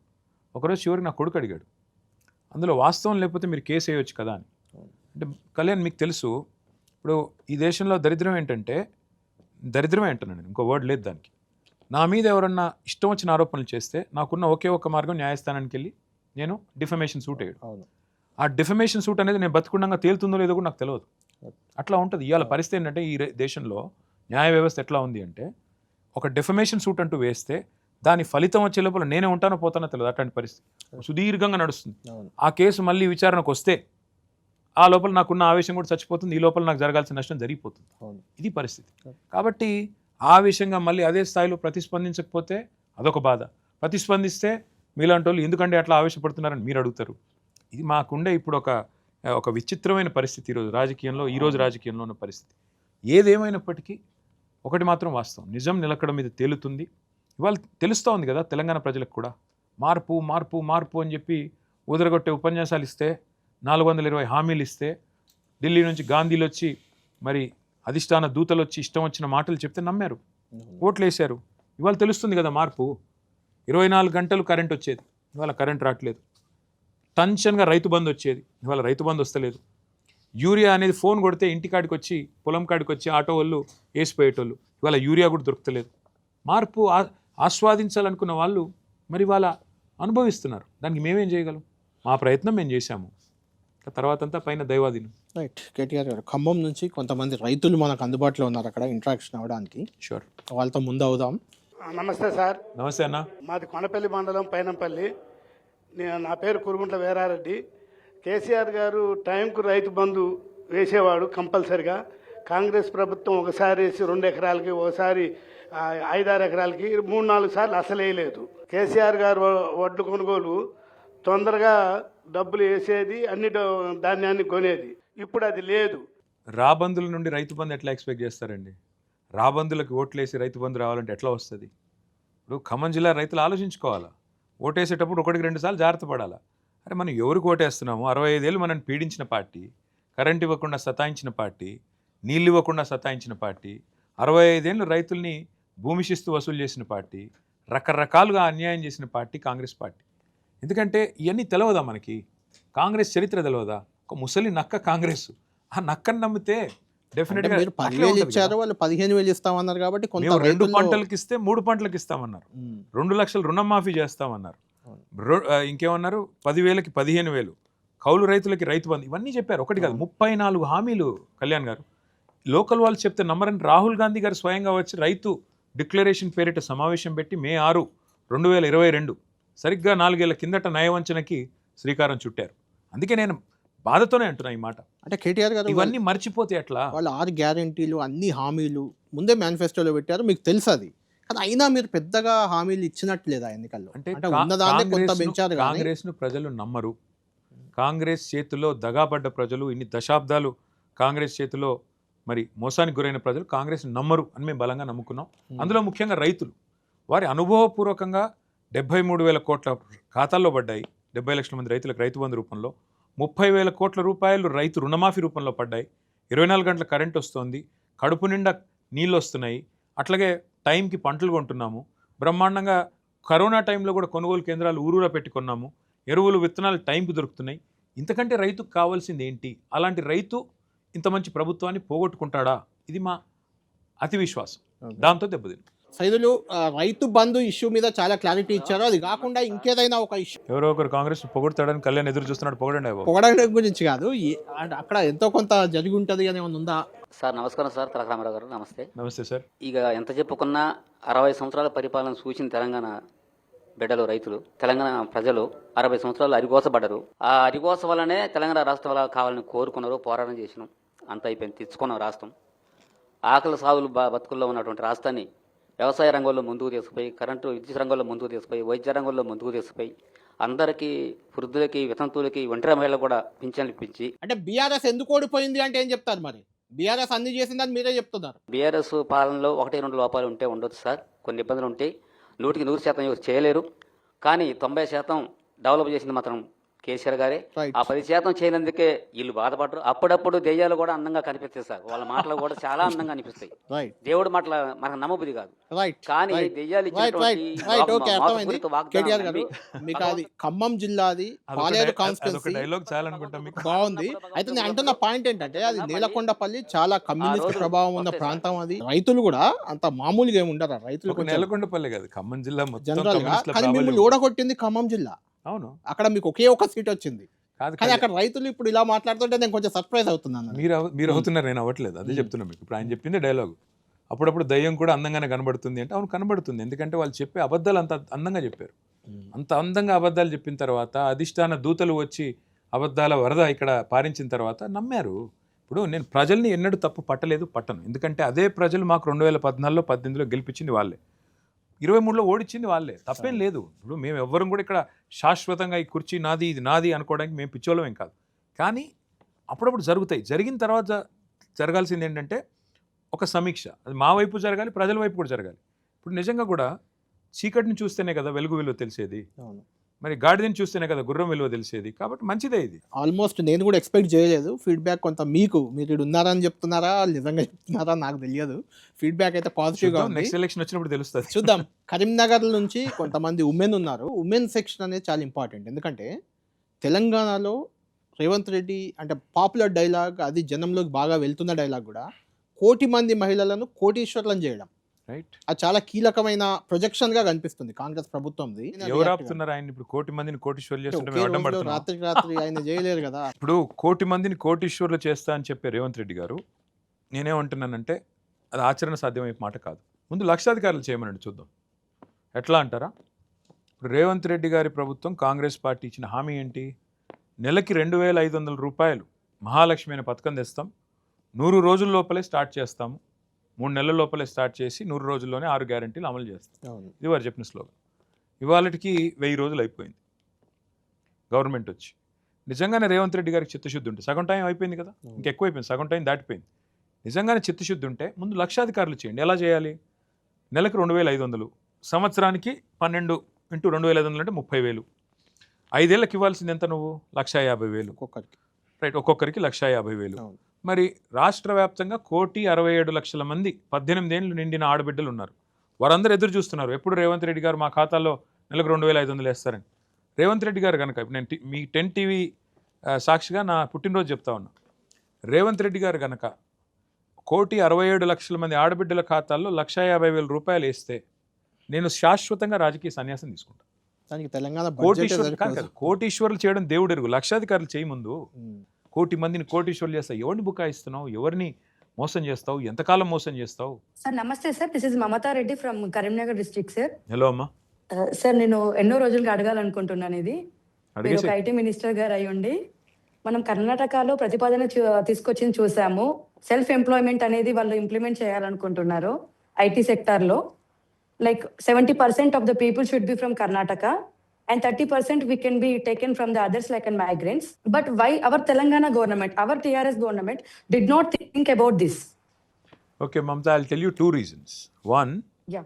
ఐటీ ఎట్లాంటి సెక్టర్ అంటే అమ్మా, ఇది ప్రపంచవ్యాప్తంగా టాలెంట్ని అట్రాక్ట్ చేసే సెక్టర్. ఇప్పుడు మమతా, ఇప్పుడు మీ బ్రదరో సిస్టరో లేకపోతే మీ ముగ్గురులో ఎవరైనా సరే రేపు అమెరికాకి వెళ్ళి H1B, మీరు ఏం చదువుకున్నారు? కంప్యూటర్ ఇంజనీరింగా? Yes. సో రేపు నీకు ఛాన్స్ వస్తే అమెరికా వెళ్తావా మమతా? Yeah, definitely sir. వెళ్తావు. మరి నువ్వు అమెరికా వెళ్ళి H1B వీసాలో ఉద్యోగం చేసే అవకాశం ఉన్నప్పుడు రేపు ఒక బెంగళూరు పిల్లోడో, విజయవాడ పిల్లోడో, లేకపోతే నెల్లూరు పిల్లోడో, లేకపోతే చందాపూర్ పిల్లోడో, మహారాష్ట్ర నుంచి చంద్రాపూర్ పిల్లోడో హైదరాబాద్కి వచ్చి ఉద్యోగం చేస్తానంటే నువ్వు వద్దంటావా? వద్దన్నాం సార్, బట్ లోకల్ పీపుల్ ని మనం కొంచెం ఎంకరేజ్ Definitely. చేయాలి. చేయాలి. నీళ్ళు నియామకాలు అనే కాన్సెప్ట్ లోనే మనం తెలంగాణను పోరాడి తీసుకొచ్చుకున్నాం కదా. అదే బిడ్డ, అందుకే ఏం చేస్తున్నామంటే మమతా, 95% ప్రభుత్వ రిజర్వేషన్లలో, ప్రభుత్వ ఉద్యోగాలలో, ప్రభుత్వ నియామకాల్లో, ప్రభుత్వ విద్యా అవకాశాల్లో 95% రిజర్వేషన్ లోకల్స్కే ఉన్న ఒకే ఒక్క రాష్ట్రం భారతదేశంలో తెలంగాణ. మోడీ గారితో Yes, sir. కేసీఆర్ గారు ఈ 95% రిజర్వేషన్ అని తీసుకొని పోతే మోడీ గారు అన్న మాట ఏంటంటే, ఏమైనా నువ్వు ప్రత్యేక దేశం అనుకుంటున్నావా? ఏమనుకుంటున్నావు? నీకు ఎట్లా ఇస్తారు 95% అంటే, సార్ ఇప్పుడు నీవు చెప్పిందే చెప్పారు ఆయన, నీళ్లు, నిధులు, నియామకాలు, ఇదే అండి మా స్లోగన్ అని. కానీ ఐటీ ఎట్లాంటి సెక్టర్ అంటే మమతా, ఒకవేళ నేను ఇప్పుడు ఇక్కడ మన గర్వంగా చెప్తుంటాను నేను. ఇప్పుడు అమెజాన్ది ప్రపంచంలోనే అతిపెద్ద క్యాంపస్ హైదరాబాద్లో ఉందని నేనే గర్వంగా చెప్తా ఉంటాను. మరి అట్లాగే యాపిల్, మెటా, మనం గూగుల్, ఇవన్నీ second largest campus in the world మన దగ్గరే ఉంది. హర్యానా ప్రభుత్వం ఈ చట్టం చేసింది ఇప్పుడు నువ్వు చెప్పినట్టు 75% అక్కడ ఉద్యోగాలు లోకల్స్కే ఇవ్వాలని. హర్యానాలో మారుతి సుజుకి ప్లాంట్ ఉంటుంది, అది అక్కడ నుంచి వెళ్ళిపోయింది ఈ చట్టం చేసిన తర్వాత. కాబట్టి మొదటికి మోసం వచ్చే విధంగా చేయకుండా మనమేం చేసినామంటే కేసీఆర్ గారి ప్రభుత్వంలో ఇన్సెంటివ్స్ ఇస్తాం, మీకు క్యాపిటల్ సబ్సిడీ ఇస్తాము, పవర్ సబ్సిడీ ఇస్తాం, అన్నీ ఇస్తాం. తెలంగాణ పిల్లలకి మీరు ఎక్కువ అవకాశాలు ఇస్తే ఇంకో 10% ఎక్కువ ఇస్తామని చెప్పాం. అట్లా రివర్స్లో వచ్చామన్నమాట. ఇన్స్టెడ్ ఆఫ్ సేయింగ్ ఇది మ్యాండేటరీ అని చెప్పకుండా తెలంగాణ లోకల్స్కి మీరు అవకాశాలు ఇస్తే will give you more incentive అనే పాలసీ తెచ్చాం. So we try to make sure we balance the growth and opportunities for locals together. నా పేరు మాధవి సార్. మాధవి గారు చెప్పమ్మా. సార్ మేము అప్పుడు ఉద్యమాలు చేసినాం, అందరం చేస్తేనే కదా తెలంగాణ వచ్చింది కదా సార్. అవునమ్మా. మమ్మల్ని మీరు 10 సంవత్సరాలు రూలింగ్ నుండి కూడా మమ్మల్ని ఎందుకు గుర్తించలేదు సార్? గుర్తించలేదు అంటే అమ్మా, చనిపోయిన అమరవీరుల కుటుంబాలన్నిటికీ కూడా బీఆర్ఎస్ పార్టీ, కేసీఆర్ గారి ప్రభుత్వం న్యాయం చేసింది, ఆ కుటుంబాలన్నింటినీ కూడా ఆదుకుంది. ఉద్యమకారులందరికీ అంటే అమ్మా, ఉద్యమం చేయని వాళ్ళు ఎవరు లేరు తెలంగాణలో. బోనం ఎత్తని వాళ్ళు లేరు, బతుకమ్మ ఆడని వారు లేరు. అంటే ఏ రకంగా గుర్తించాలన్నది మీ ఆలోచన, ఏం చేయాలని? సార్ మమ్మల్ని మేమప్పుడు చాలా కొట్లాడినాం కదా సార్, మాకు గుర్తింపు అనేది లేదు, కనీసానికి మాకు గుర్తింపు కార్డు కూడా ఇవ్వలేదు మీరు. తెలంగాణలో ఉన్న ప్రతి ఒక్కరు ఉద్యమకారుడే. ఆ మాటకు వస్తే 90% ఉద్యమంలో ఉన్న వాళ్ళే. అందరినీ చేయలేకపోయినా మీరు కూడా కొంతమంది ఉద్యమంలో లేని వారిని తెచ్చి ఎత్తున పెట్టుకున్నారు. అలా వాళ్ళను ఖమ్మంలో కానీ హైదరాబాద్లో కానీ కొంతమంది ఉద్యమకారులపై దాడులు చేసిన వాళ్ళను పక్కన పెట్టుకున్నారు. ఇలాంటి విమర్శలు ఉన్నాయి కదా. ఉన్నాయి, వాస్తవం కూడా అది. అందులో నేను కూడా తప్పు కూడా పట్టట్లేదా? మాధవి గారు మాట్లాడిన మాట కూడా నేను తప్పు పట్టట్లేదు. డెఫినెట్గా వారు చెప్పిన సమస్య ఉంది, మేము కూడా కొంత నెగ్లెక్ట్ చేసి ఉండవచ్చు. నేను చేయలేదని నేను మాట నేను అనను. కానీ కేసీఆర్ గారు స్పష్టంగా చెప్పారు, తెలంగాణ రాష్ట్రం సిద్ధించిన తర్వాత ఇక మేము ఉద్యమ పార్టీ కాదు, మేము ఒక ఫక్తు రాజకీయ పార్టీగానే వ్యవహారం చేస్తామని చెప్పాము. మరి రాజకీయ పార్టీల్లో చేరికలు, రాజకీయ పార్టీల్లో మరి వివిధ రాజకీయ పార్టీల నుంచి వచ్చి చేరడాలు కామన్గా జరుగుతూ ఉంటాయి. అందులో భాగంగా కొన్ని జరిగాయి. అది కొంతమందికి రుచించవచ్చు, కొంతమంది రుచి ఉండకపోవచ్చు, కానీ అల్టిమేట్గా ప్రజలు మళ్ళీ వాళ్ళని గెలిపించారు కదా, అది కూడా చూడాలి కదా. మరి గెలిపించారు, కానీ కేటీఆర్ గారు మీకు అనిపించదా ఎప్పుడు అంటే ఉద్యమకారులను మా పక్కనున్న వాళ్ళని గెలిపించుకొని ఉంటే వాడు చివరి వరకు పార్టీ ఉన్నన్ని రోజులు మా పక్కన ఉండేవాళ్ళు, వీళ్ళని తెచ్చి నెత్తిన పెట్టుకున్న వాళ్ళు మళ్ళీ వెళ్ళిపోయారు చాలా మంది. అట్లా ఏం లేదు బ్రదర్. ఇప్పుడు బొంతు రామ్మోహన్ అని ఒక వ్యక్తిని తీసుకొచ్చి, ఒక స్టూడెంట్ లీడర్ని తీసుకొచ్చి మేయర్ చేసి ఆయన కూడా పోయాడు కదా. ఇట్లా దానికి ఏం రూల్స్ ఏం లేవు బ్రదర్. ఫలానా వాళ్ళు మంచి వాళ్ళు, ఫలానా వాళ్ళు చెడ్డ వాళ్ళని ఒక కొలమానం ఏం లేదు. బాబా ఫస్యుద్దీన్ అని ఒక పిల్లోని తీసుకొచ్చి డిప్యూటీ మేయర్ చేసి ఆయన పోయాడు కదా. అట్లా చాలా జరుగుతూ ఉంటాయి రాజకీయాల్లో, దానికి పెద్దగా మనం బాధపడాల్సిన అవసరం లేదు. అదే ఎందుకు రేవంత్ రెడ్డి గారు కానీ మీరు కానీ ఈ మధ్య కొద్దిగా చూస్తున్నాను, ఒక 1 month 2 months నుంచి ప్రధానంగా ఎన్నికలు రేపా మాపా అన్నట్టు మీరు అగ్రెసివ్గా పర్యటనలు, సభలు, సమావేశాలు, ఆయన అంతకంటే అగ్రెసివ్గా 2034 దాకా నేనే అని చెప్తూ బీఆర్ఎస్ని అసలు మొలకత్తనియను, తులసి వనంలో గంజాయి మొక్కదంటూ ఇంత అగ్రెసివ్ మోడ్లోకి ఎందుకు వెళ్ళిందంటారు రాజకీయం? అది నేను ఎట్లా చెప్పగలను? మీరు కూడా వెళ్ళారు కదా. మా కార్యకర్తల మీటింగ్లో నేనేదో మా కార్యకర్తలను ఉత్సాహపరచడానికి నేను మాట్లాడతాను. ఆయన ముఖ్యమంత్రి, ఆయనకి ఏం అవసరం అసలు మాతో పోటీ పడేది? ముఖ్యమంత్రిగా మీరు చేయాల్సిందేంటి? ప్రజలకు మీరు ఇచ్చిన 420 హామీలు అమలు చేయాలి. 13 డిక్లరేషన్లు ఇచ్చారు, 6 గ్యారంటీలు ఇచ్చారు, వాటిని అమలు చేయండి. అమలు చేసి డబ్బా కొట్టుకోండి, నేను వద్దన్నా. అది చేయలేక అసమర్థతను కప్పిపుచ్చుకోవడానికి మా మీద ఏదో ఇష్టం వచ్చినట్టు ఏ జాతి నీది, ఈ జాతి నీది అని మాట్లాడితే ఇక్కడ చూస్తా ఊరుకోవడానికి ఎవరు రెడీగా లేరు. ఎందుకంటే నువ్వు ఒక అసమర్థుడు అని చెప్పాల్సి వస్తుంది. ఏ జాతి నీది అంటే నీలాగా సంచులు మోసే జాతి కాదని చెప్పాల్సి వస్తుంది. ఏ జాతి నీది అంటే నీలాగా తెలంగాణను వ్యతిరేకించిన జాతి కాదు అని చెప్పాల్సి వస్తుంది. ఏ జాతి నీది అంటే చెప్పాల్సి వస్తుంది నీళ్ళుండి కూడా ఇవ్వలేని అసమర్థ జాతి మాత్రం కాదు, తెలంగాణలో సాగునీటి రంగంలో నెంబర్ 1 చేసిన జాతి నాదని చెప్పాల్సి వస్తుంది. డెఫినెట్గా ఇవాళ అసమర్థుడు ఎవడైతే ఉంటాడో, ప్రభుత్వంలో ఉన్నా ప్రతిపక్షంలో ఉన్నా, అవతల వాళ్ళ మీద నెపం పెట్టి నింద వేసి తప్పించుకోవాలని చూస్తాడు. మాకు అవసరం లేదు. రైట్. కేటీఆర్ గారు వరంగల్ నుంచి కొంత ఇప్పుడు జెన్జీ మూమెంట్ అంతా నడుస్తుంది, కాంగ్రెస్ పార్టీ కానీ వాటెవర్ ఇలాంటి, అక్కడ కొంతమంది విద్యార్థులు వాళ్ళు ఉన్నారు. చివరిగా వారితో మాట్లాడి మనం ఇక్కడ ఉన్న వివిధ రంగాల నిపుణులతో మాట్లాడదాం. వరంగల్లో చాలామంది వచ్చినట్టున్నారు. కొంచెం కేటీఆర్ని యూత్ ఐకాన్ అని కూడా అక్కడక్కడ అంటుంటారు, మరి అందుకే వచ్చారు అంతమంది. 50 ఏళ్ళకి ఏం యూత్ ఐకాన్ అంటూనే ఉంటారు అలానే మిమ్మల్ని. Good evening sir, I'm Pranavi from master ji degree and PG college. Sir మీరు ఒక పోడ్కాస్ట్లో అన్నారు be a job creator not a seeker అని. ఇక్కడ స్టూడెంట్స్కి లైక్ వాళ్ళకి కొత్త కొత్త ఇన్నోవేటివ్ ఐడియాస్ ఉన్నాయి, బట్ ప్రాపర్ సీడ్ ఫండింగ్ అనేది లేదు, అండ్ ఆల్సో అవేర్నెస్ అనేది లేదు. ఇది ఒక మెయిన్ ఇష్యూ అయింది. దీన్ని మీరు ఎలా రిజాల్వ్ చేయాలని అనుకుంటున్నారు? లైక్ ఐటీ హబ్ అనేది మాకు వచ్చిన లైక్ మెయిన్ థింగ్, దాని నుంచి మాకు ఎసెన్స్ అనేది ప్రాపర్గా రావట్లేదు. అండ్ లైక్ ఇప్పుడు మేము దాన్ని తీసుకోవాలి అని అంటే దానికి మీరు ఎలా హెల్ప్ చేయాలి అని అనుకుంటున్నారు. అండ్ ఆల్సో ఇప్పుడు ఏఐ అనేది సాఫ్ట్వేర్ రంగాన్ని చాలా షేప్ చేస్తుంది. సో ఇప్పుడున్న పరిస్థితులలో like 10 to 20 years forward thought అనేది మనకు ఉండాలి. దానికి మీరు ఎలాంటి భరోసా ఇవ్వాలనుకుంటున్నారు? Thank you Pravalika, great question. Three things. One, వరంగల్లో ఆ రోజుల్లో నేను మంత్రిగా ఉన్నప్పుడు అక్కడికి సైంట్ లాంటి కంపెనీని, టెక్ మహీంద్రా లాంటి కంపెనీని, ఇంకా చాలా టెక్నాలజీ కంపెనీస్ని అక్కడికి తేవడం జరిగింది. ఇప్పుడు ఏమున్నదో లేదో నాకు తెలియదు. అట్లాగే యూఎస్ నుంచి ఒక క్వాడ్రంట్ రిసోర్సెస్ అనే కంపెనీని కూడా తీసుకొచ్చి వాళ్ళది ఒక పెద్ద క్యాంపస్ కూడా నేనే వచ్చి ఇనాగరేట్ చేసిన. ఎందుకంటే అక్కడ చాలా ఇంజనీరింగ్ కాలేజెస్ ఉన్నాయి, చాలా డిగ్రీ కాలేజెస్ ఉన్నాయి. పిల్లలకి అవకాశాలు వాళ్ళ ఊర్లోనే కల్పించాలి. వరంగల్ని కూడా ఒక Tier 2 టౌన్గా అత్యుత్తమంగా తీర్చిదిద్దాలని చెప్పి శాయశక్తుల నా ప్రయత్నం నేను చేసిన. దాంతోపాటు ఐటీ హబ్లోనే మీకు ఇక్కడ హైదరాబాద్లో ఉండే టీ హబ్కి శాటిలైట్ సెంటర్ని కూడా మీ ఐటీ హబ్లోనే ఏర్పాటు చేసినాం. టాస్క్ అని చెప్పేసి ఇంకో సెంటర్ కూడా అక్కడే పెట్టాం, Telangana academy for skills and knowledge.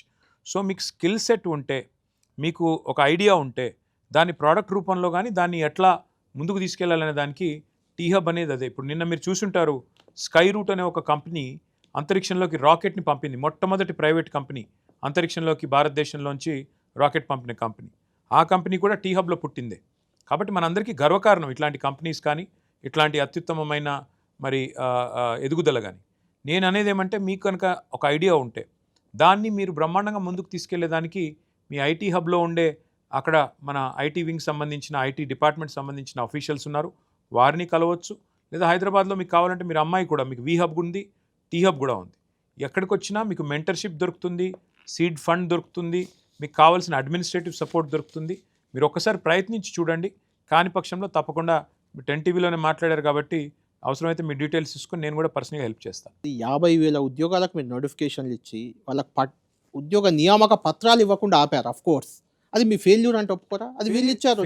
ఏముంది, మేము రొటీన్ ప్రాసెస్ అనుకున్నాము. మాకు రేషన్ కార్డులు ఇవ్వడం గొప్ప విషయం అని తెలియదు. 6.5 లక్షల కార్డులు ఇచ్చాము, కానీ దానికి కూడా డబ్బా కొట్టుకోవాలి, దానికి కూడా పతాక శీర్షికల్లో పత్రికలను మేనేజ్ చేసి రాయించుకోవాలి, లేదా మొత్తం ఊరంతా పోస్టర్లు వేయాలని మాకు తెలియదు. రొటీన్ విషయం కదా, కార్డులు ఇచ్చేది, ఉద్యోగాలు ఏముంది అనుకున్నాం. చివరికి 8 మెడికల్ కాలేజీలు ప్రారంభోత్సవం చేస్తుంటే కూడా తెలంగాణ రాకముందు అసలు తెలంగాణలో ఉన్న మొత్తం మెడికల్ కాలేజీలు ఎంత? 5. ఒకటే రోజు కొత్తగా 8 మెడికల్ కాలేజీలు ప్రారంభోత్సవం చేస్తుంటే కూడా తెల్లారి మేము పేపర్ అడ్వర్టైజ్మెంట్ వేసుకోలేదు. అంటే ఒక రకంగా మా PR ఫెయిల్యూర్ అది. అంతేగాని పని చేయక కాదు. ఇప్పుడు ప్రతి జిల్లాలో మెడికల్ కాలేజ్ ఉన్న ఒకే ఒక్క రాష్ట్రం భారతదేశంలో తెలంగాణ. కానీ ఈ ఒక్క మెడికల్ కాలేజ్ కూడా కేంద్ర ప్రభుత్వం సహకరించలేదు. ప్రతి జిల్లాలో నర్సింగ్ కాలేజ్ ఉంది తెలంగాణలో. ఇన్ని పథకాలు, ఇన్ని స్కీములు పెట్టే బదులు ఒక 10 యూట్యూబ్ ఛానల్ ఉంటే మెడికల్ కాలేజీలు పెట్టే బదులు 32 యూట్యూబ్ ఛానల్ పెడితే బాగుండేదేమో మిత్రుడు అన్నాడని చెప్పారు. అన్నారు కదా. ఇప్పుడు అదే KTR చేస్తున్నారని కాంగ్రెస్ పార్టీ నుంచి విమర్శిస్తుంది. కేవలం యూట్యూబ్ ఛానళ్ళు లేకుంటే సోషల్ మీడియా ప్రచారం ఎక్కువ ఉంది బీఆర్ఎస్ కి తప్ప ప్రజల్లో లేదు అదే ఒక విమర్శకు. ఏం ప్రజల్లో లేకపోతే వాళ్ళు ఎవరో ఖమ్మం రైతులు, నాకు తెలుసా మీకు తెలుసా, వారు మరేం మాట్లాడారో మీరు విన్నారు. నేను ఏమంటానంటే, ప్రజల్లో లేదు అనుకుంటే రేపు ప్రజలు చెప్తారు కదా, ఎందుకు తొందర ఎందుకు ఇప్పుడే. Good evening sir, I'm Kiranmay from BCom CA final year. Sir, మన వరంగల్కి ఎయిర్పోర్ట్ అనేది ఒక డ్రీమ్ ప్రాజెక్ట్ సార్. ఆ ప్రాజెక్ట్ వల్ల వరంగల్కి ఎలాంటి డెవలప్మెంట్ అండ్ స్ట్రెంగ్త్ అవుతుంది, ఇఫ్ ఆపర్చునిటీస్ ఎలాంటి వస్తాయి. ఇప్పుడు మనకి textile parks and IT companies ఉన్నాయి. సో వాటి వల్ల ఎలాంటి యూజ్ ఉంటుంది, మనం ఎలా కనెక్ట్ అవుతాం, దీనివల్ల వచ్చే ఇంటర్నేషనల్ ఇన్వెస్ట్మెంట్స్తో యంగ్స్టర్స్ ఎలా యూజ్ చేసుకుంటారు, ఎయిర్పోర్ట్ రావడం వల్ల మా స్టూడెంట్స్కి ఎలాంటి యూజ్ ఉంటుంది sir. Next question. This is Rachana from master D and degree and PG college. Sir, ప్రతి జనరేషన్లో డిఫరెంట్ ఛాలెంజెస్ అండ్ ఆపర్చునిటీస్ ఉంటాయి కదా. సో ఇప్పుడు రాబోయే ఫ్యూచర్లో గవర్నమెంట్ డెవలప్ కావాలంటే ఇప్పటి స్టూడెంట్స్ దేనిపైన ఫోకస్ చేయాలి? ఇప్పటి స్టూడెంట్స్ ఫోకస్ చేయాల్సింది విద్య మీద తల్లి. మీరు చదువు మీద దృష్టి పెట్టండి, మీరు సరిగ్గా బ్రహ్మాండంగా అన్నట్టుగా జరగకపోతే మీరు స్ట్రెస్ అవ్వడం, డిమోటివేట్ అవ్వడం లాంటివి జరుగుతూ ఉంటాయి. సో అలాంటి సిచ్యువేషన్స్లో మీరు ఎట్లా వాటిని ఫేస్ చేస్తారు, మీరు ఎలా వాటిని మోటివేట్ అవుతారు సార్? రైట్, థ్యాంక్ యూ అమ్మా. మీరు కూడా స్ట్రెస్ అవుతారు, అటువంటి మోటివేషన్ ఎలా మీకు అనేది వాళ్ళకు కూడా మోటివేషన్ కోసం యూజ్ అవుతుంది. స్ట్రెస్ లేని వాళ్ళు, అప్పుడప్పుడు కింద పడిన వాళ్ళు ఎవరు ఉండరు తల్లి. అందరం పడతాము, అందరం స్ట్రెస్ తీసుకుంటాము. కాకపోతే దాన్ని ఎలా ఓవర్కమ్ అవుతాం అనేదే సమస్య. కాబట్టి నేనేమన్నట్టు, ఇప్పుడు కేసీఆర్ గారు తీసుకోండి, ఆయన 2001లో పార్టీ పెట్టినప్పుడు ఎవరు అనుకోలేదు తెలంగాణ వస్తుంది, ఆయన చెప్పినట్టుగా తెలంగాణ సాధ్యపడుతుందని చెప్పి ఆయనతో పాటు మేబీ కొంతమంది పిడిగడంత మంది అనుకున్నారు, కానీ మిగతా వాళ్ళు అనుకోలేదు. అట్లని చెప్పి ఆయన నిరుత్సాహపడలేదు. ఎన్ని ఎదురు దెబ్బలు తగిలినా, ఎన్ని ఇబ్బందులు వచ్చినా, ఎన్ని రకాల సమస్యలు వచ్చినా ఎదుర్కొన్నారు, నించున్నారు. అందుకే తెలంగాణ వచ్చింది. So that shows you that tenacity is important. అంటే ఒక పట్టుదల, సంకల్పం ఉంటే ఏదైనా అధిగమించవచ్చు. స్ట్రెస్ ఉంటుంది. స్ట్రెస్ ఉన్నప్పుడు డెఫినెట్గా మీకు ఏది స్ట్రెస్ రిలీఫ్ ఇస్తే ఆ పని చేయాలి. కొంతమందికి టీవీ చూస్తే స్ట్రెస్ రిలీఫ్ ఉంటుంది, కొంతమందికి మీ ఇంట్లో కుక్క పిల్లి ఉంటే దాంతో ఆడుకుంటే స్ట్రెస్ రిలీఫ్ ఉంటుంది, ఏది పుస్తకం చదివితే కొంతమందికి స్ట్రెస్ రిలీఫ్ ఉంటుంది. దేంతో రిలీఫ్ వస్తే ఆ పని చేయాలి. కేటీఆర్ గారికి ఏంటి స్ట్రెస్ రిలీఫ్? చాలా ఎక్కువ స్ట్రెస్ లో ఉండుంటారు ఈ 2.5 ఏళ్లలో. అయితే పెద్దగా ఈ 2.5 ఏళ్ళు ఐఎమ్ ఎంజాయింగ్. అంతేనా? ఈ 2.5 ఏళ్ళు నాకు టైం దొరుకుతుంది, హ్యాపీగా ఉన్నాను. నాకు ఈ 2.5 ఏళ్ళు బాగుంది. కానీ జనరల్గా స్ట్రెస్ ఉన్నప్పుడు పిల్లలతో మాట్లాడడం, లేదా మా ఇంట్లో సినిమా చూడడమో లేకపోతే టీవీ చూడడమో, అంతే, అంతకంటే ఏముంటుంది. బట్ ఇంతకంటే ముందు మాట్లాడిన అమ్మాయి ఒక మాట అమ్మాయికి చెప్పాలి. మీ వరంగల్లోనే కాకతీయ మెగా టెక్స్టైల్ పార్క్ ఉంది తల్లి, అక్కడ కావాల్సిన అవకాశాలు ఉన్నాయి. అట్లాగే మీ వరంగల్లోనే ఇవాళ చాలా అవకాశాలు, నిజానికి ఇంటర్నేషనల్ కంపెనీస్ కూడా ఆ రోజు తెచ్చాం, ఇంకా కూడా చేయాలి భవిష్యత్తులో అనే ఆశ ఉంది, ఆకాంక్ష ఉంది. తప్పకుండా మీ అందరి యొక్క ఆలోచన అర్థమైంది. మరింత మెరుగ్గా పనిచేసేదానికి తప్పకుండా మళ్ళీ అధికారంలోకి వచ్చాక ప్రయత్నం చేస్తాం. కేటీఆర్ గారు, ఇప్పుడు ఆ ఫీల్డ్లో ఉన్న రైతులు, విద్యార్థులు, వీళ్ళందరూ మహిళలతో మనం మాట్లాడాము. ఇక్కడ ఎక్స్పర్ట్స్ మనతో చాలా మంది ఉన్నారు, ఒక 5గురు. మనం ఒక చిన్న బ్రేక్ తీసుకుందాం. బ్రేక్ తర్వాత ఇక్కడ ఎక్స్పర్ట్స్ల ఒపీనియన్ కూడా, ఈ ప్రభుత్వం ఎలా పనిచేసింది 10 ఏళ్ళు, ఇప్పుడు 2.5 ఏళ్ళుగా ఈ ప్రభుత్వం ఎలా చేస్తుంది, భవిష్యత్తులో మీ ప్రభుత్వం వస్తే, చాలామంది వస్తుందని హోప్ కూడా వ్యక్తం చేస్తున్నారు, వస్తే ఏం చేయాలి మీరు అనేది వాళ్ళతో కూడా మాట్లాడదాం. ఒక చిన్న బ్రేక్ తర్వాత కేటీఆర్ గారితో ఇంటర్వ్యూ కంటిన్యూ అవుతుంది. Welcome back. కేటీఆర్ గారు, మనతో వివిధ రంగాలకు చెందిన చాలామంది నిపుణులు ఉన్నారు, వాళ్ళతో మాట్లాడదాం. దాని ముందు ఒక క్వశ్చన్ అది. మీరు చాలామంది కూడా చాలా చేసాం, ఎందుకు ఓడిపోయాం తెలియదు అని వాళ్ళు అంటున్నారు, మీరు కూడా అంటున్నారు. గత ఎన్నికల్లో ఓడిపోవడానికి స్పష్టంగా తెలుసు. కొన్ని ప్రధానంగా ఒక 2-3 రీజన్స్ అయితే ఉన్నాయి. అంటే తెలియదు అనడం తప్పు. నాకు స్పష్టంగా ఏమనుకుంటున్నారు, మీరు చెప్పే రీజన్ ఏంటి? చాలా ఉన్నాయి. ఒకటి కొంతమంది అభ్యర్థుల్ని మార్చాల్సి ఉండే, number 1. Number 2, better public relation management చేయాల్సి ఉండే, పిఆర్ మేనేజ్మెంట్ చేయలేదు. నెంబర్ 3, డెఫినెట్గా ప్రయారిటీస్లో కొన్ని అంటే ఇవాళ సమాజం ఎట్లా మారింది అనే విషయాన్ని అర్థం చేసుకోవడంలో కొంత మేము వెనుకబడ్డాం. ఉదాహరణకి రైతు బంధు ఇచ్చాము కదా అని మేము అనుకున్నాం, కానీ డిస్కషన్ ఎట్లా ఉందంటే, నాకు ఇచ్చినారు సరే, ఫలానా ఆయనకి ఎందుకు ఇచ్చారు, నాకంటే ఎక్కువ డబ్బులు ఉన్నోడికి ఎందుకు ఇచ్చారు. 100 ఎకరాలు ఎవరికి ఉండదు. తెలంగాణలో సీలింగ్ చట్టం ఉంది, 100 ఎకరాలు ఎవరికి ఉంటుంది? ఏదో మాట్లాడతారు, రేవంత్ రెడ్డి లాగా తలాతో కలిగిన వాళ్ళు మాట్లాడతారు. అది 50 ఎకరాలకు మించి ఎవరికి లేదు. కాబట్టి ఆ 50 ఎకరాలు ఉన్నాయనికి ఎందుకు ఇచ్చారు అని మాట్లాడతారు. అంటే అట్లా కొంత సమాజంలో వచ్చిన మార్పుల్ని మేము పట్టడంలో కొంత అక్కడక్కడ అంచనా వేయడంలో తగ్గాం, అంతకంటే. దానికంటే ప్రధానంగా మీరు చెప్పినట్టు, సరే అభ్యర్థులను మార్చడం అనేది అయితే ఖచ్చితమైన చర్చ బయట ఉంది, అది మీరు కూడా ఒప్పుకుంటున్నారా? అది ఓకే, అది పక్కన పెడితే ఇంకొక 2 అంశాలు. మొదటిసారి అధికారంలోకి వచ్చేప్పుడు కొంత అందరితో, జనంతో కానీ, నాయకులతో కానీ దగ్గరగా ఉన్న కేటీఆర్ కానీ, కేసీఆర్ కానీ, రెండోసారి 88 సీట్లు వచ్చిన తర్వాత, ముఖ్యంగా మీ మీద అయితే ప్రధానంగా ఉంది అహంకారం కేటీఆర్కి వచ్చిందని, లేకపోతే కేసీఆర్ ప్రజలకు, నాయకులకు దూరం అయ్యారు, ఎవరిని కలవలేదని, దానివల్ల వీళ్ళ అహంకారాన్ని దించాలని ఒక కాన్సెప్ట్ తప్ప, వీళ్ళు అన్నీ ఇచ్చారు కానీ వీళ్ళకి అహంకారం వచ్చింది. బ్రదర్, ఇప్పుడు అల్టిమేట్గా ఏమవుతుందంటే, ఇలాంటివన్నీ ఎప్పుడు వస్తాయి ఆర్గ్యుమెంట్లు అంటే, మేము ఇప్పుడు గవర్నమెంట్స్లో అన్ని డెలివర్ చేసిన తర్వాత, ఇచ్చిన హామీలు నెరవేర్చిన తర్వాత, ఇవ్వని హామీలు కూడా నెరవేర్చిన తర్వాత మా ప్రత్యర్థులకు ఏదో ఒకటి కావాలి కదా, పట్టుకొని ఇంకేదో రకంగా వీళ్ళని మెలైన్ చేస్తే తప్ప మాకు అధికారం రాదు అనుకున్నప్పుడు ఇలాంటివి మొదలు పెడతారు. ఇప్పుడు అహంకారం అన్నారు. ఎక్కడ నేను చూపెట్టింది, ఎక్కడ అహంకారం? నేను ఎవరినన్నా ఉస్మానియా విద్యార్థులను పట్టుకొని బిర్యానీ బ్యాచ్ అన్నానా? లేకపోతే మా లంబాడా సోదరుని బూతులు తిట్టానా? వాళ్ళని తీసుకుపోయి జైల్లో పెట్టించానా? నేను ఎక్కడ అహంకారం అంటే, లేకపోతే మా క్యాబినెట్లో ఉన్న మంత్రులు, మా బీసీ మంత్రి ఫలానాయన బట్టలు ఉతికే జాతికి సంబంధించిన మంత్రి అన్నానా? లేకపోతే ఫలానాయన చేపలు పట్టుకునే జాతికి సంబంధించిన మనిషి అన్నానా? ఎక్కడ అహంకారం? ఎవరిది అహంకారం? కాబట్టి ప్రజలకి కూడా కొన్ని విషయాలు, ఇందాక నేను చెప్పింది అదే, మీకు తేట పడితేనే మంచిది కొన్ని విషయాలు. ఎందుకంటే నిజం నిలకడ మీదే తెలుస్తుంది, ఫాస్ట్గా తెలియదు. మంచిగా కూల్గా, కామ్గా అన్నీ గమనిస్తున్నారు ప్రజలు కూడా. ఎవరు ఏంటి, ఎవరు ఎట్లా పనిచేస్తున్నారు అన్నీ గమనిస్తున్నారు. అన్నీ చూసిన తర్వాత జాగ్రత్తగా మళ్ళీ టైం వచ్చినప్పుడు సమాధానం చెప్తారు. అంటే కొంత కేటీఆర్ గారి బాడీ లాంగ్వేజ్ కానీ, లేకుంటే మాట్లాడే విధానం కానీ కాదు. ఇప్పుడు నాకు ఆత్మవిశ్వాసం ఎక్కువ కళ్యాణ్, నాకు ఆత్మవిశ్వాసం ఎక్కువ. ఆత్మవిశ్వాసం ఉన్నవాడు అప్పుడప్పుడు గట్టిగా మాట్లాడితే అది అహంకారం నాకు కనబడుతుండొచ్చు. మేబీ అది మ్యానుఫ్యాక్చరింగ్ డిఫెక్ట్ కూడా కావచ్చు, దాన్ని నేనేం చేయగలను అంటే. ఇంకోటి, మాకు నిజంగానే నేను ఏదన్నా అహంకారపూరితంగా ఏదైనా పని చేస్తుంటే, ఎవరినైనా అవమానించుంటే, అహంకారంగా వ్యవహారం చేస్తుంటే దయచేసి చూపెట్టండి ఎక్కడ ఉదంతం ఏంటి. ఫలానా ఉదంతంలో కేటీఆర్ గారు చాలా అహంకారంగా ప్రవర్తించారు, చూపెట్టండి. నేను ఎవరైనా పెద్దవాళ్ళని ఎవరైనా అగౌరవపరిచాను, లేకపోతే ఇంకేమన్నా చేశాను అహంకారంగా, ఏం చేశాను? రైట్. కేటీఆర్ గారు ప్రధానంగా కేటీఆర్ అనగానే ఒక ఐటీకి, ముఖ్యంగా తెలంగాణలో ఐటీకి ఒక బ్రాండ్ అంబాసిడర్ లాగా మీరు ఐటీ మంత్రిగా ఉన్నారు. కొంచెం ఐటీ మీద మీకు అవగాహన కూడా ఉంది కాబట్టి అలా తయారయ్యారు. ఐటీ నుంచి మనకి ప్రసన్న కోర్ ఏఐ సిఓఓ గారు ఇక్కడ అందుబాటులో ఉన్నారు. ఒకసారి వారితో మాట్లాడదాం. First of all happy birthday and many happy returns of the day. Thank you Prasad. మీరు టెక్నాలజీ మినిస్టర్గా ఉన్నారు. Obviously you are in the network of many CEOs and founders. What you personally are experiencing the shift that is happening, అంటే ఇప్పుడు ఏఐతో shift that is happening, మీరు ఎంత updated ఉన్నారు from your point of view, what you see as your perspective on that? And two parts question. Obviously పర్సనల్గా మీరు ఆ tools ఏమన్నా యూస్ చేస్తున్నారా, that's one part of it. Second part of the question is more about the industry itself. It is already happening that kind of hundreds of people in years work ni.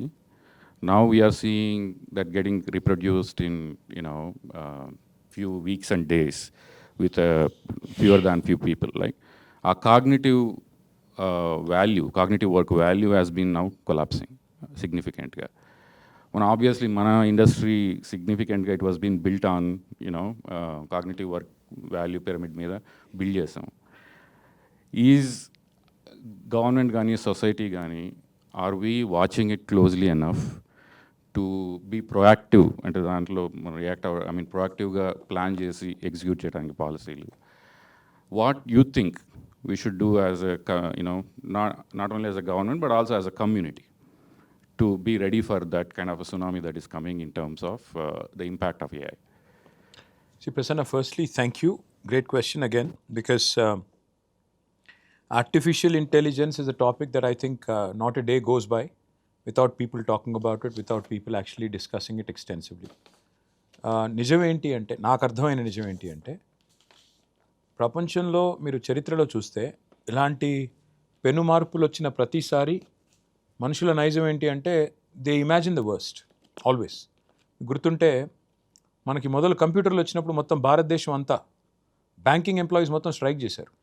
ఎందుకు? మా ఉద్యోగాలన్నీ పోతాయి, computer వచ్చి మా ఉద్యోగం తీసేసుకుంటుందని చెప్పి ధర్నాలు చేశారు, పెద్ద పెద్ద స్ట్రైకులు చేశారు. కానీ ఏమైంది? అల్టిమేట్గా banking services have improve today, net banking has become a norm. రెండవది మీరు చూస్తే రెవల్యూషన్స్ ఎప్పుడు వచ్చినా రెసిస్టెన్స్ అనేది it's very very human. But with AI మీరు ఒకసారి if you go back in time, మేము గవర్నమెంట్లో ఉన్నప్పుడే 2020ని we had declared it as the year of AI. Unfortunately అదే ఇయర్ కోవిడ్ కూడా వచ్చింది, దానివల్ల కొంత అనుకున్నంత వర్క్ జరగలేదు. But we had declared it as the year of AI and we did number of things. For example, one of the programmes I'm very proud of was what was called as AI for AI, Artificial Intelligence for Agriculture Innovation. Idea was, see, if you are a normal farmer who does not understand technology, but how do we harness technology for the benefit of the farmer? మేమేం చెప్పామంటే, అంటే చిన్న ఒక example చెప్తున్నాను మీకు. పత్తి రైతు, ఒక పత్తి రైతు తన పత్తి చేనులో ఒక పురుగు వచ్చింది. దాన్ని మళ్ళీ ఒక వ్యవసాయ శాస్త్రవేత్తని పిలిచో, లేకపోతే ఆ ఊళ్ళో ఉండే పెద్ద రైతుని పిలిచో, అగ్రికల్చర్ ఎక్స్టెన్షన్ ఆఫీసర్ని పిలిచో, వాళ్ళకి చూపెట్టి దాని ఏంటి విరుగుడు అని తెలుసుకునే దానికంటే ఒక్క ఫోటో తీయండి, ఫలానా నంబర్కి వాట్సాప్ చేయండి, మీకు వెంటనే అది ఏంటి, using machine learning and AI of course, వెంటనే సొల్యూషన్ వస్తుంది అని చెప్పి మేము పైలట్ చేసాం. దట్ వాజ్ దాని తెలుగులో సాగు బాగు అని పేరు పెట్టాం, ఏఐ ఫర్ ఏఐకి. So that was a success. So what I feel honestly is, while people talk about the looming threat, loss of jobs and other things, I believe AI is going to open up tremendous new opportunities. One thing I'll give you as an example. ఇప్పుడు 10 ఏళ్ల కిందట social media లేదు ప్రసన్న. ఇవాళ social మీడియాని ఆధారం చేసుకొని జీవించే వాళ్ళు లక్షల మంది ఉన్నారు. ఇన్ఫ్లుయెన్సర్ల పేరిట, ఇంకో పేరిట, స్ట్రాటజిస్ట్ల పేరిట, డిజిటల్ కంపెనీస్ పేరిట, వాటిలో పనిచేసే వాళ్ళ పేరిట లక్షల మంది ఉన్నారు. So every time there is a big change. Even AI for instance health కేర్లో, అంటే ఒక గవర్నమెంట్ పర్స్పెక్టివ్లో చెప్తున్నా, ఎడ్యుకేషన్లో, అగ్రికల్చర్లో, కామన్ మ్యాన్కి హెల్ప్ అయ్యే దానిలో, I think it is going to open up new vistas, new frontiers, and it is going to be a game changer. While it might lead to some redundancy, it might lead to some loss. For example, pharma industry ఉంది Hyderabad. Pharmaceutical industrialist ఒక ఆయన ఈ మధ్యన కలిశారు. మాట్లాడితే మరి AI ఎట్లా impact ఉంటుంది మీద అని అడిగాను నేను. ఆయన ఏమన్నారంటే, మా దగ్గర డాక్యుమెంటేషన్ రైటర్స్ అని ఉంటారండి, నా కంపెనీలోనే ఒక 500 మంది ఉన్నారు, వాళ్ళలో ఇప్పుడు దాదాపుగా 450 మంది నాకు అవసరం లేదు, now AI can do that job for me అన్నారు. So that was a big surprise. And without even touching the core. ఇంకా కోర్లోకి పోతే సప్లై చైన్ ఆటోమేషను, ఆ తర్వాత R&D కూడా ఇప్పుడు డిజిటల్ డ్రగ్ డిస్కవరీ జరుగుతోంది. సో ఇవన్నీ కూడా వస్తే అల్టిమేట్గా ఏం జరుగుతుంది అంటే డెఫినెట్గా there will be some job loss, అందులో ఏం డౌట్ లేదు. కానీ ఎవల్యూషన్లో అదొక కామన్ ట్రెండ్, అది ఎప్పుడైనా జరుగుతుంది. ఇక నా పర్సనల్గా నేను నమ్మేది ఏంటంటే బలంగా, I think India has its greatest opportunity now, if ever, because AI will need solid human resources.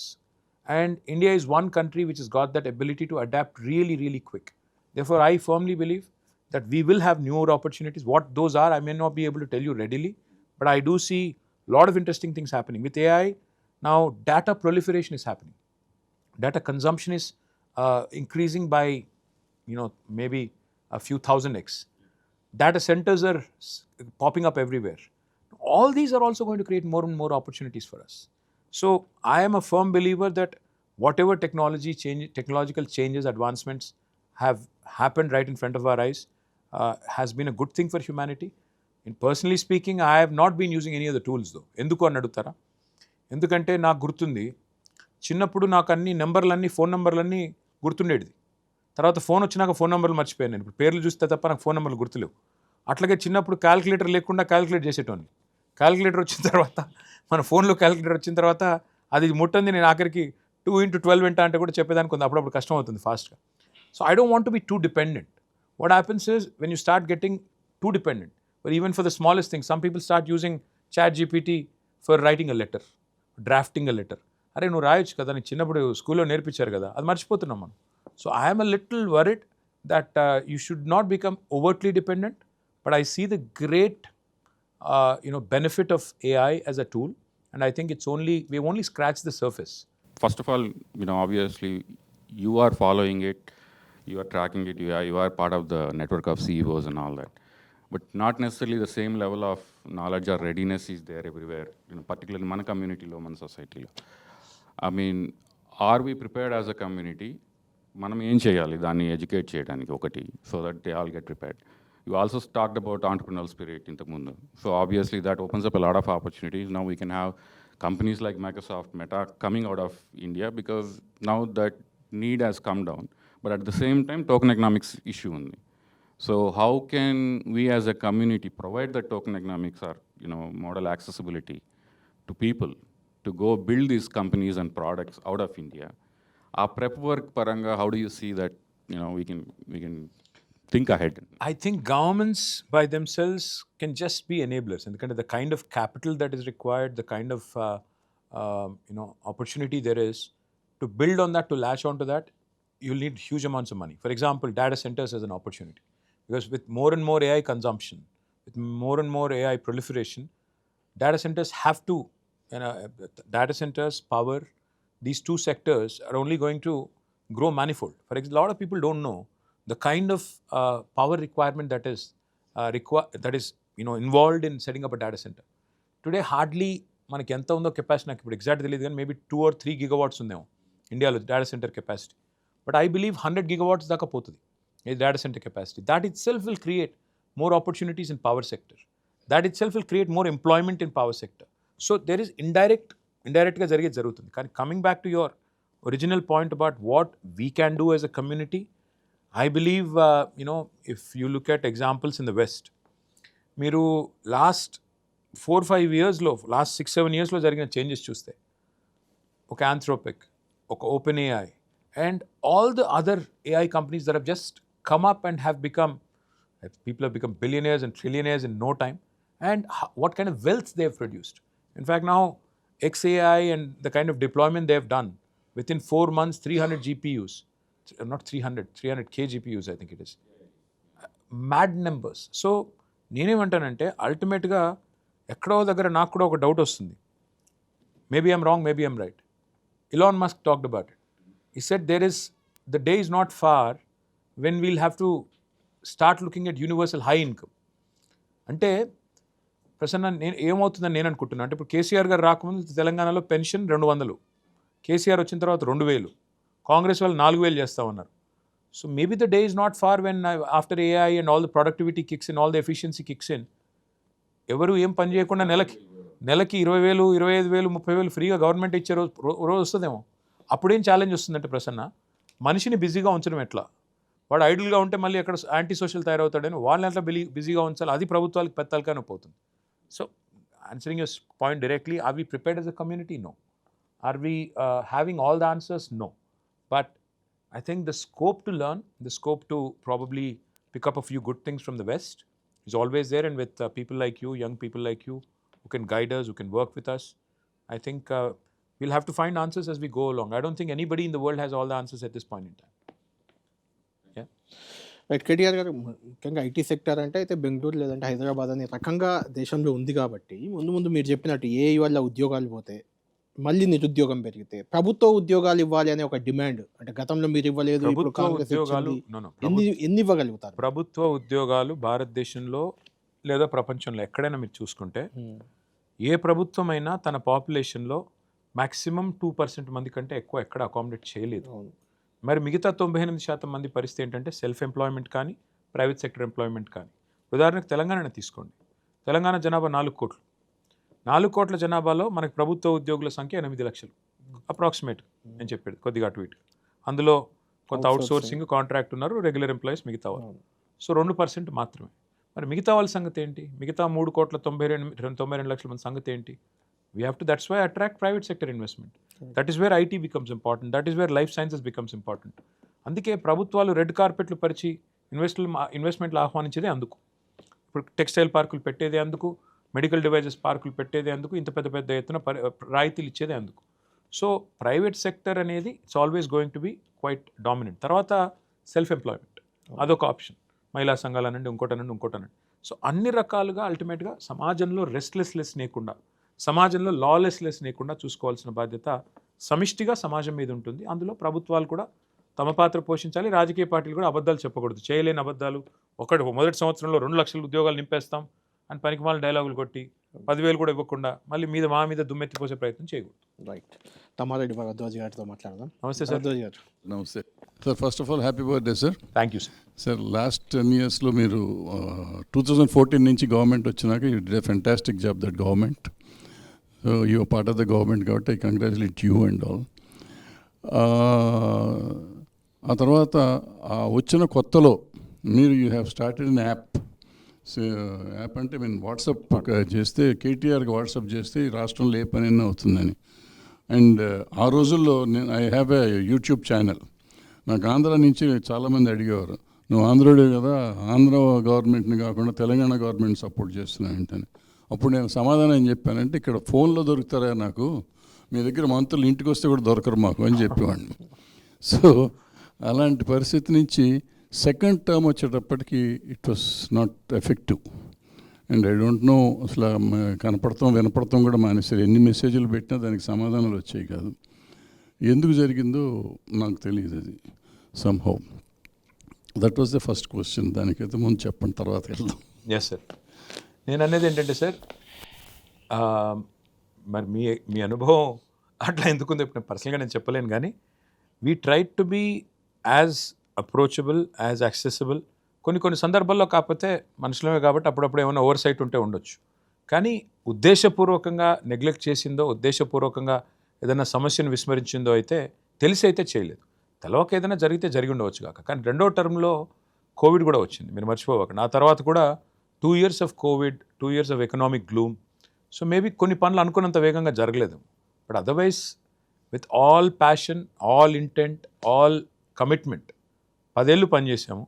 But verdict అప్పుడప్పుడు ఇటు కావచ్చు, అటు కావచ్చు, దానికి పెద్ద ఇబ్బంది ఏం లేదు సార్. బట్ ఒకవేళ చిన్న పొరపాట్లు జరిగింటే I assure you sir, we have also introspected. మేము కూడా ఆత్మవిమర్శ చేసుకున్నాం, మేము కూడా సమీక్షించుకుంటున్నాం.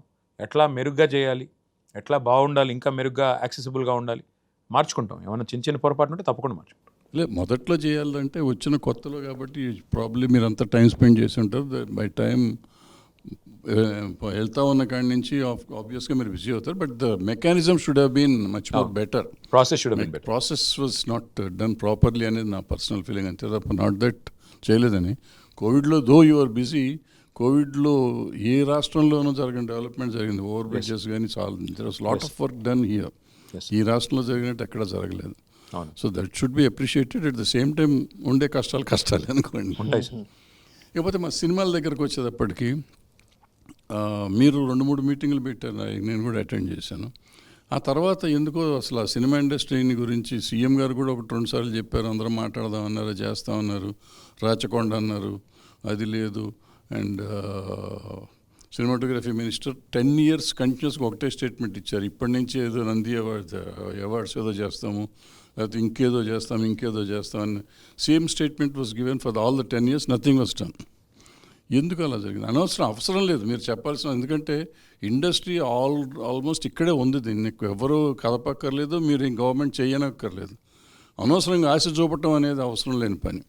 ఎందుకు చూపించారు, చూపించినాక ఎందుకు చేయలేదు? మరి ఈ ప్రశ్నకు సమాధానం నా దగ్గర అయితే లేదు సార్. ఎందుకు ఇవ్వలేదు నంది అవార్డులు అంటే నాకు తెలీదు, నా వ్యక్తిగతంగా తెలీదు. బట్ ఏదో కారణం ఉండే ఉంటుంది. అవార్డ్స్ని వదిలేసిండి, అవార్డ్స్ సరే రాచకొండ మీరు కూడా మీటింగ్ పెట్టారు. మేమందరం ఏం చేస్తే బెటర్మెంట్ చేస్తే ఏమవుతుంది అన్నారు. మీరు 2-3 మీటింగ్లకు వచ్చారు కూడా. బట్ ఆ తర్వాత ఏమి జరగదు, దాని మీద ఏం జరగలేదు. ఎందుకు డెవలప్ చేద్దాం అనుకునే చేయలేకపోయారు. అంటే రాచకొండ ఫిల్మ్ సిటీది కేసీఆర్ గారికి ఒక గ్రాండ్ విజన్ ఉండింది.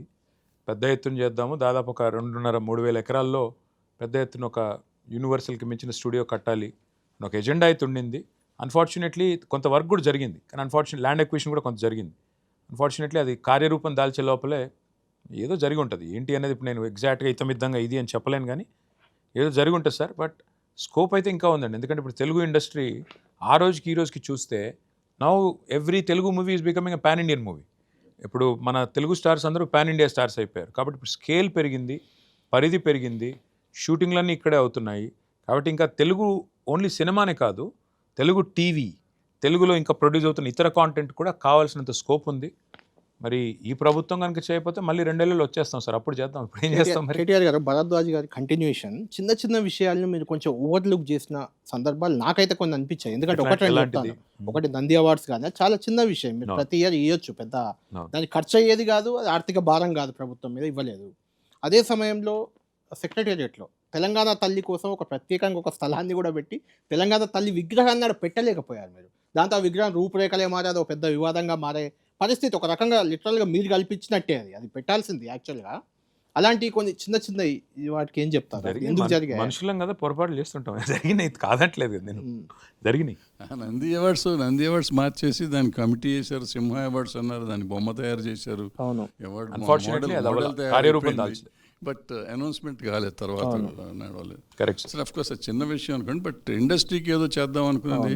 సో బేసిక్గా సినిమా ఇండస్ట్రీ వల్ల ఏ government will be not benefited. చాలా వేస్ట్ సినిమా ఇండస్ట్రీ నిజంగా చెప్పండి. అంటే for the government revenue wise అంటే ఇండస్ట్రీకి ఏం చేయాలంటారు ప్రభుత్వాలు, ఏ ప్రభుత్వం అయినా వాట్ ఎవర్ చేయడానికి? అప్పుడే చెప్పి ఆయనకి మీరు ఏం చేయదు సార్, మమ్మల్ని వదిలేయండి అని చెప్పి ఆయన మీటింగ్లో. అదే ఏం చేయాలి, మిమ్మల్ని వదిలేయండి అంటే నేను ఏదో పట్టుకున్నాను అంటారు మళ్ళీ ముందే. మమ్మల్ని నన్ను కాదు మమ్మల్ని జనరల్ గా ప్రభుత్వం నుంచి సినిమా ఇండస్ట్రీ ఏం ఎక్స్పెక్ట్ చేస్తుంది అని, ఏం ఎక్స్పెక్ట్ చేస్తుంది, ఏం చేయాలి? కేటీఆర్ గారు చెప్పినట్టు ఇండస్ట్రీ ఇక్కడ సెటిల్ అయిపోయింది సార్. ఇవాళ 2014కి ఇవాళకి చాలా డిఫరెన్స్ వచ్చింది. ఆఫ్టర్ బాహుబలి 2017 తర్వాత it has become an pan India national అను. మనకు అప్పుడు 5 కోట్లు మనకి తీసుకుంటే హీరో, బాంబేలో 30-40 కోట్లు తీసుకున్నారు. ఇవాళ మనం 200 కోట్లు తీసుకున్న వాళ్ళు 30 కోట్లోనే ఉన్నారు ఇంకా. సో మనం ఎంత పెరిగామో చూడండి. సో మనకి ఇంకేం చెయ్యక్కర్లా. ఇక్కడ చేస్తానికి స్టూడియోలో నడవవు సార్, లోపల స్టూడియోలో షూటింగ్ చేయడం అనేది జరగదు. సో మళ్ళీ స్టూడియో కడతాం, అది కాదు. సో ఏం చేస్తాం అనేది ఇప్పుడు డెఫినెట్గా సీజీ వర్క్ పెరిగిపోయింది. సీజీకి ఇప్పుడు ఆల్రెడీ మీరు హబ్ పెట్టినాక అక్కడ కూడా జరుగుతుంది, వర్క్స్ స్టార్ట్ అవుతాను ఐటీ. సో రకరకాలుగా డెవలప్మెంట్ స్టార్ట్ అయింది యాక్చువల్గా. బట్ మెటీరియలైజ్ అవడానికి probably it might take some time. అంతే. సో వీళ్ళు ఎక్స్టెండ్ చేస్తారేమో గవర్నమెంట్, చూద్దాం. ఆర్థిక రంగ నిపుణులు పాపారావు గారు ఆ క్వశ్చన్ కంటిన్యూ చేద్దాం. అంటే సరే, అప్పుల గురించి అయితే ఇప్పుడు నేను చెప్పేది ఏం లేదు. పార్లమెంట్లో రఘునందన్ రావు గారు అడిగిన ప్రశ్నకే ఇప్పుడు ఎట్లయిందంటే, నిజం చెప్తుంటే ఇప్పుడు కేటీఆర్ గారు చెప్పిందే నేను చెప్పాను అనుకోండి, ట్రూత్ షేమింగ్ అనేది వచ్చింది. అంటే నిజం చెప్తే కూడా షేమింగ్, ఆయన నువ్వు టీఆర్ఎస్లో చేరంటున్నారు. కాదు ఆయన ఇది నిజం అని చెప్తే అది ఏంటంటే అయినా కానీ నిర్మోహమాటంగానే ఉంటున్నాము. కాబట్టి ఏంటంటే ఇందాక రైతు ఆయన ఖమ్మంలో మీరు కూడా అన్నారు, కళ్యాణ్ గారు మీరు కూడా అన్నారు, నాకు ఆశ్చర్యంగా ఉందన్నారు, ఇంత పాజిటివ్గా ఉందనేది మీరు అన్నారు. నేను బలంగా నమ్ముతుంది ఏంటంటే టీఆర్ఎస్ పార్టీ కానీ కేసీఆర్ గారు కానీ ఉద్యమ సమయంలో కంటే కూడా 14 ఏళ్ల పరిపాలనా సమయంలో కంటే కూడా తెలంగాణలో ఇప్పుడు బాగా ప్రాచుర్యంలో ప్రభావం ఎక్కువ ఉంది. They are more impactful. ఎందుకంటే వెలుతురుని చూస్తేనే చీకటిని చూస్తేనే వెలుతురు అర్థం అవుతున్నారు కదా. అందుకని అప్పటికంటే తర్వాత పరిపాలనా కాలంలో ఉంటే ఉద్యమకాలం పరిపాలనా కాలం కంటే ఈరోజు కేసీఆర్ కావాలనేది బలంగా, టీఆర్ఎస్ కావాలనేది బలంగా ఉంది. ఇది 100% నిజం, అందరికీ తెలుసు. నేను నా ధైర్యం అయితే ఎక్కడి నుంచి వస్తుంటే మాటలు మాట్లాడటానికి జనాన్ని చూసి వస్తున్న ధైర్యం, జనం నా మాటలు రిసీవ్ చేసుకుంటారనే దాని నుంచి వచ్చిన ధైర్యం ఇది. రెండోది ఇంకోటి చెబుతాను, నేను ఎందుకు ఓడిపోయామనే చర్చ జరిగింది ఇందాక, చాలా జరిగింది. రైతు బంధు ఎక్కువ మందికి 50 ఎకరాల వాళ్ళకి ఇచ్చారు, దానివల్ల వచ్చినటువంటి మార్పులు. దీంతోపాటు నేను అప్పట్లోనే ఎలక్షన్ల ముందు కొద్ది కాలం ముందు కేటీఆర్ గారికి సన్నిహితంగా ఉండే ఒక ఆయనతో కేటీఆర్ గారికి ఏమైనా ఒక పుస్తకం పంపి ఆయన అప్పుడు ఆయన అందుకున్నా చదివే అవకాశం కూడా ఉండదు, ద ట్రూ బిలీవర్ అనే పుస్తకం. ఆ తర్వాత కూడా మొన్న 99 టీవీలో డిజిటల్ టీవీ ఇనాగరల్ అప్పుడు కూడా మళ్ళీ అదే కాపీ అందించా. ట్రూ బిలీవర్ పుస్తకంలో దీనికి ఒక జవాబు ఉంది. ఎందుకంటే కేసీఆర్ గారి హయాంలో, టీఆర్ఎస్ హయాంలో తెలంగాణలో జరిగిన బ్రహ్మాండమైన అభివృద్ధి, అంటే కనీవిని ఎరుగని తెలంగాణ ప్రజలు కలలో కూడా ఊహించుకొని మా బ్రతుకులు బాగుపడతాయని నమ్మకాలను కోల్పోయినటువంటి తెలంగాణ ప్రజలకి కేసీఆర్ గారు బ్రతుకులు బాగు చేసి చూపించడంతో యాస్పిరేషన్స్ బాగా పెరిగినప్పుడు మీకు అందుకే చూడండి డీబీటీ ఎక్కడైతే ఇన్వాల్వ్ అయిందో డైరెక్ట్ బెనిఫిట్ ట్రాన్స్ఫర్, అక్కడే ఎక్కువ ఓడిపోవడానికి స్కోప్ వచ్చింది టీఆర్ఎస్.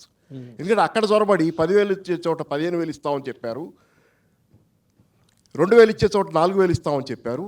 డీబీటీ ఇన్వాల్వ్ అయిన చోట యాస్పిరేషన్స్ పెరిగినప్పుడు ఇది సాధ్యమే అని ఒక నమ్మకం వచ్చిన ప్రజలకి ఇంకా ఎక్కువ చేస్తాం అనేసరికి సాధ్యం కావట్లేదు కదా. ఇప్పుడు దీనికి ఏం చెప్తారు? తెలంగాణ ఆర్థిక పరిస్థితి కావాలని చేసింది అనేది మనందరికీ తెలుసు కదా. చెప్పింది చేయాలనుకుని చెప్పింది కాదనేది కూడా మాకు అందరికీ అర్థమవుతుంది. ఇప్పుడు జనాలకు కూడా చేయాలనుకుని చెప్పలేదు, వీళ్ళు అధికారంలోకి రావడానికి చెప్పారు. ఇప్పుడు బీఆర్ఎస్ అధికారంలోకి వచ్చినా అవన్నీ ఇవ్వాలనుకుంటారు కదా ప్రజలు, సాధ్యం అవుతుందా? అంటే అప్పుడు ఇప్పుడు ఎకానమీ కిందకి పోతున్నాయి, పారామీటర్స్ అన్ని ఇందాక చెప్పారు కదా, అన్ని పారామీటర్స్ కిందకి పోతే ముందు ఇది సెటరైట్ చేసుకోవడానికి పట్టే టైం ఆయన అసెస్ చేసుకోవాలి. వాళ్ళ తరఫు నేను చెప్పలేను అనుకోండి, కానీ అయితే ఏంటంటే పారామీటర్స్ అన్ని అసెస్ చేసుకొని దాని ప్రకారం చేసుకోవాలి. మరి తెలియదు ఏమవుద్ది అనేది. కాకపోతే ముఖ్యంగా నీళ్లు కనుక ఇప్పుడు హక్కులు కోల్పోతే తిరిగి తెచ్చుకోవడం కష్టం. థ్యాంక్ యూ పాపారావు గారు, that was definitely insightful. Basic ఎకనామిక్స్లో ఫిలాసఫీ ఏంటంటే మేము ఫాలో అయిన ఫిలాసఫీ సంపద పెంచండి, పేదలకు పంచండి, అది మేము ఫాలో అయిన ఫిలాసఫీ. సో తెలంగాణ వచ్చిన రోజు ఇక్కడ తలసరి ఆదాయం 94,000 రూపాయలు. మేము దిగిపోయిన నాడు భారతదేశంలో నెంబర్ 1 3,27,000 రూపాయలు. కాబట్టి ఎంతసేపు అప్పులు పెరిగినాయి అంటారు, సంపద పెరిగింది ఎవరు చెప్పరు. తెలంగాణ వచ్చిన నాడు నెల ఆదాయం రాష్ట్రానికి 4,000 కోట్లు, మేము దిగిపోయిన నాడు 18,500 కోట్లు. మరి ఎట్లా పెరిగింది? ఎందుకంటే ఏబుల్ గవర్నమెంట్, అన్ని రంగాల్లో అభివృద్ధి కనబడింది. కాబట్టే మరి 9.5 ఏళ్ళ స్వల్ప సమయంలో మధ్యలో 2 ఏళ్ళు కోవిడ్ ఉన్న 4,000 కోట్ల నెల ఆదాయం నుంచి 18,500 కోట్లకు పెరిగింది. నీకు శాతనైతే సమర్థత ఉంటే సంపద పెంచు, పేదలకి పంచు, అంతే కదా. సో మేము చేసింది అది, మేము ఫాలో అయిన బేసిక్ ఫిలాసఫీ అది. సరే ఒక్కొక్కరిది ఒక్కో తరహా. ఇందాక వారు చెప్పినట్టు కాంగ్రెస్ వాళ్ళు కేవలం అధికారం కోసమే అడ్డమైన హామీలు ఇచ్చి వచ్చారు. వచ్చిన తర్వాత ఇవాళ చేయలేక ఆ అసమర్థతని మా మీద నెట్టే ప్రయత్నం చేస్తున్నారు. ఇది ప్రజలకు కూడా అర్థమైంది. ప్రధానంగా తెలంగాణలో గత దాదాపు ఆల్మోస్ట్ 10-12 ఏళ్ళుగా కూడా అదే సబ్జెక్టు. మీరు కాళేశ్వరమే కడుతున్నాం, రైతులకు నీళ్ళు ఇస్తాం, పంటలు పండిస్తామని ఒకసారి ఎన్నికలకు పోయారు, పండించి చూపించామంటూ ఇంకోసారి ఎన్నికలకు పోయారు. ఇప్పుడు దానిలో అవినీతి ప్రధాన టాపిక్, అవినీతి మారిపోయింది కాళేశ్వరంలో. అవినీతి జరిగితే అధికారం వాళ్ళ చేతుల్లో ఉంది కదా, చూపెట్టొచ్చు కదా. ఇప్పుడు ఎన్ని రోజులు ఇంకా ఆరోపణలతో టైంపాస్ చేస్తారు? అవినీతి జరిగింది అని మీరు భావిస్తే అధికారం మీ చేతుల్లో ఉంది, రుజువు చేయండి ఎక్కడ అవినీతి జరిగింది. అంటే అసమర్థుడి జీవనయాత్రలాగా పరిపాలన చేత కాదు, ఇష్టం వచ్చినట్టు తెల్లారలేస్తే ఆరోపణలు చేయడం, టైంపాస్ చేయడం, ఏదో ఒకటి చేసి మొత్తాన్ని మీడియా మేనేజ్మెంట్ చేసి బతికేయడం, డైవర్షన్ టాక్టిక్స్, వీటితో ఎన్ని రోజుల కాలం వెలబుచ్చుతారు. కాబట్టి నిజంగానే తప్పు జరిగింటే కాళేశ్వరం అనేది నిజానికి చెప్పాలంటే కళ్యాణ్ గారు తెలంగాణకి ప్రాణేశ్వరం కాళేశ్వరం. ఎట్లా అంటారా? సింపుల్. 2014లో తెలంగాణలో వరి సాగు ఎంత, 2023లో వరి సాగు ఎంత, 2014లో తెలంగాణలో మొత్తం సాగునీటి విస్తీర్ణం ఎంత, తెలంగాణలో 2023లో ఎంత, 2014లో 68 లక్షల మెట్రిక్ టన్నులు మాత్రమే తెలంగాణలో ఆ రోజు మరి ఉత్పత్తి అయిన వరి ధాన్యం. మేము దిగిపోయినాడు దాదాపు 3 కోట్లు. ఊరికనే జరుగుతుందా ఇది? అంటే ఎవరు పడితే వాళ్ళు ఏది పడితే అది మాట్లాడడం కాదు కదా.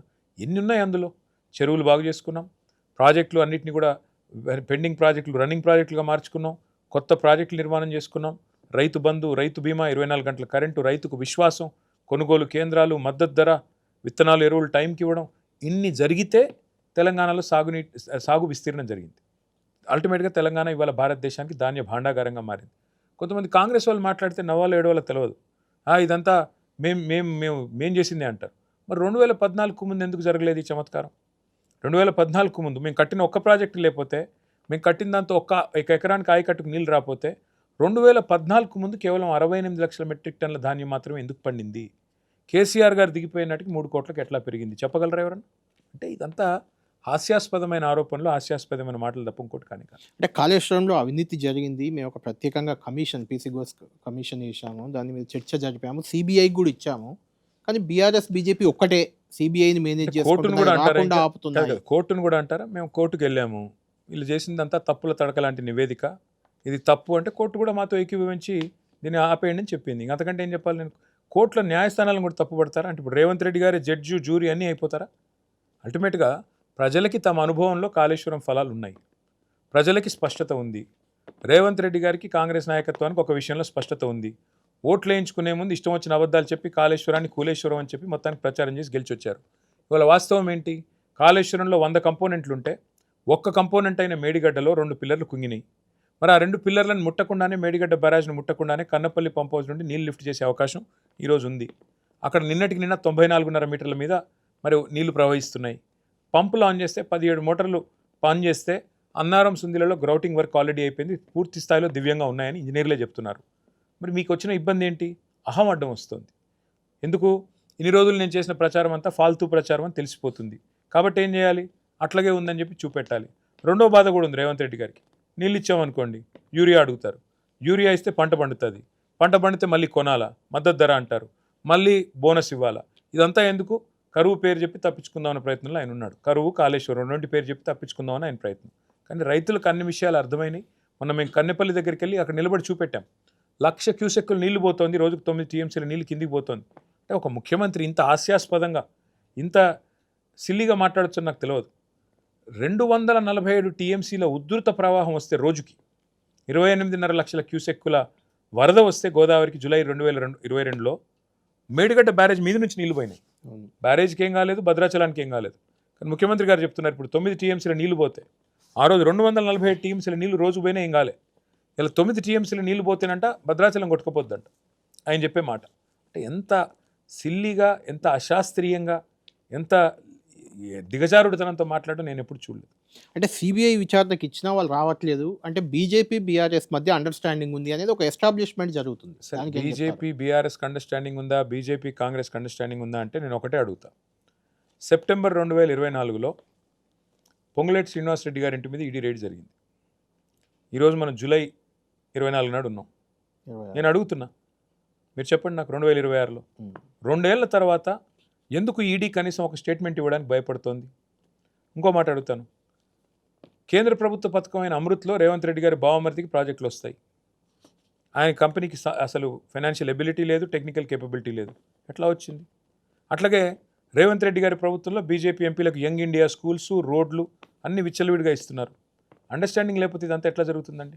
ఎన్నింటికి మించి ప్రధానమంత్రి గారు వస్తారు, వచ్చి అంటారు ఇక్కడ రియల్ ఎస్టేట్ రంగాన్ని కుదేలు చేసినారు, ఆర్ఆర్ ట్యాక్స్ వసూలు చేస్తున్నారు, స్క్వేర్ ఫీట్కి 200 రూపాయలు వసూలు చేస్తున్నారు, రాహుల్ రేవంత్ ట్యాక్స్ అంటారు. ఎప్పుడు? ఏప్రిల్ 2024.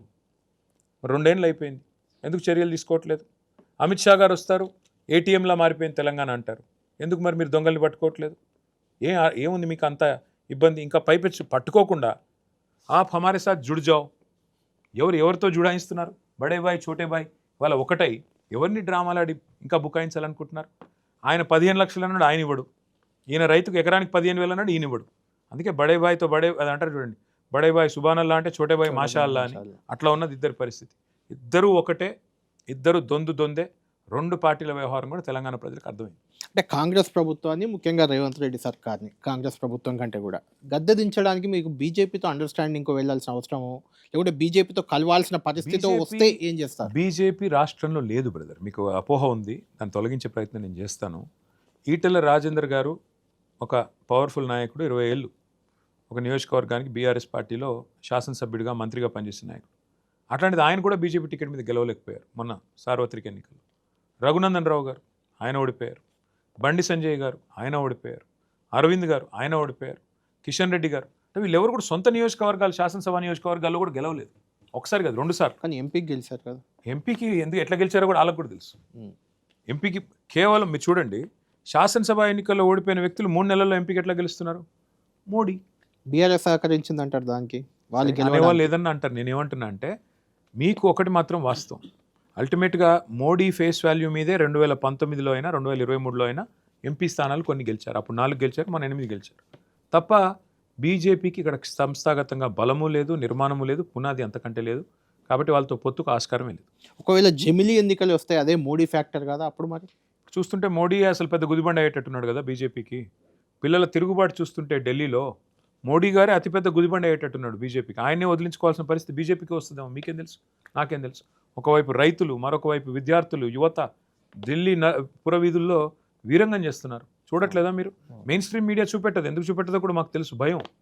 కానీ పిల్లలు బ్రహ్మాండంగా సోషల్ మీడియాలో విరుచుకుపడుతున్నారు కదా. ఏ రకంగా జరుగుతూ ఉందో ఆందోళన కనబట్లేదా? కాబట్టి ఇవన్నీ కూడా డెఫినెట్గా భవిష్యత్తుకు సంకేతాలుగా మేము అనుకుంటాం. రైట్. ఇంకొక సెక్టార్, ముఖ్యంగా తెలంగాణని ఫైనాన్షియల్గా అంతో ఇంతో గ్రోత్ ఇచ్చిన సెక్టార్ అంటే రియల్ ఎస్టేట్. దాంట్లో ఎలాంటి అనుమానం లేదు. గత 10 ఏళ్ళుగా చాలామంది ఇక్కడికి వచ్చి, రజనీకాంత్ లాంటి వాళ్ళు కూడా ఇది ఇండియానా అమెరికానా, హైదరాబాద్ అమెరికానా అని కామెంట్ చేసిన సందర్భం ఉంది. ఇప్పుడు రియల్ ఎస్టేట్ రంగం ఎలా ఉంది, ఇప్పుడు గత 10 ఏళ్ళుగా ఎలా ఉంది, అంతకుముందు ఎలా ఉంది? క్రెడాయి నుంచి రాజశేఖర రెడ్డి గారు మనతో జన్ అవుతున్నారు, వాటి మీతో ఇంటరాక్ట్ అవుతారు. ఈరోజు యాక్చువల్గా డిబేట్ ఏదో అని వచ్చున్నాను, బట్ కేటీఆర్ గారు బర్త్డే అన్న తర్వాత హ్యాపీ బర్త్డే బ్రదర్.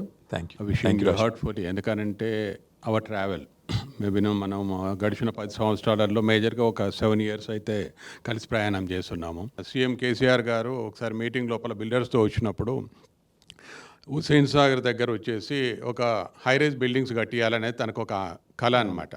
అప్పుడు మన దగ్గర కట్టడానికి ఇబ్బంది ఉంటే బయట వాళ్ళని పిలిచి కట్టిద్దామని ఒక ఆలోచన అనమాట.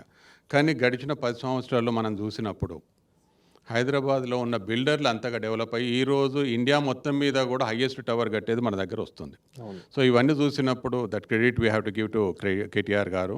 ఎందుకంటే ఎంఏడి మినిస్టర్గా తను ఎంతగా ఆరాటపడ్డాడు అంటే, this always I'm telling is, ఒక రాజకీయాలకు అతీతంగా ఒక లీడర్షిప్ ఎలా ఉండాలనేది మాత్రమే నా కోరిక. సో దానికి పర్యవసానంగా మా రియల్ ఎస్టేట్ ఈ గడిచిన 10 సంవత్సరాల్లో ఎలా ఎదిగింది అనేది కూడా మనందరం చూస్తున్నాము. ఆ ఎదుగుదలతో పాటు ఇంకా కూడా అవకాశాలు ఎలా ఉన్నాయి అనేది కూడా మనకి చూడొచ్చు. బట్ స్టిల్ ఈరోజు రియాలిటీ లోపల ఏంటి అనేది కొన్ని ఒడిదుడుకులు ఉంటాయి, అప్స్ అండ్ డౌన్స్ అనేది ఉన్నా కూడా దాని గురించి ఈరోజు నేనేం మాట్లాడదలుచుకోలేదు. బట్ నాకు ఒక ముందు తరాలకి తెలంగాణలో మనం భాగమైనప్పుడు ఒక కామన్ మ్యాన్గా కొన్ని కోరికలు అనమాట.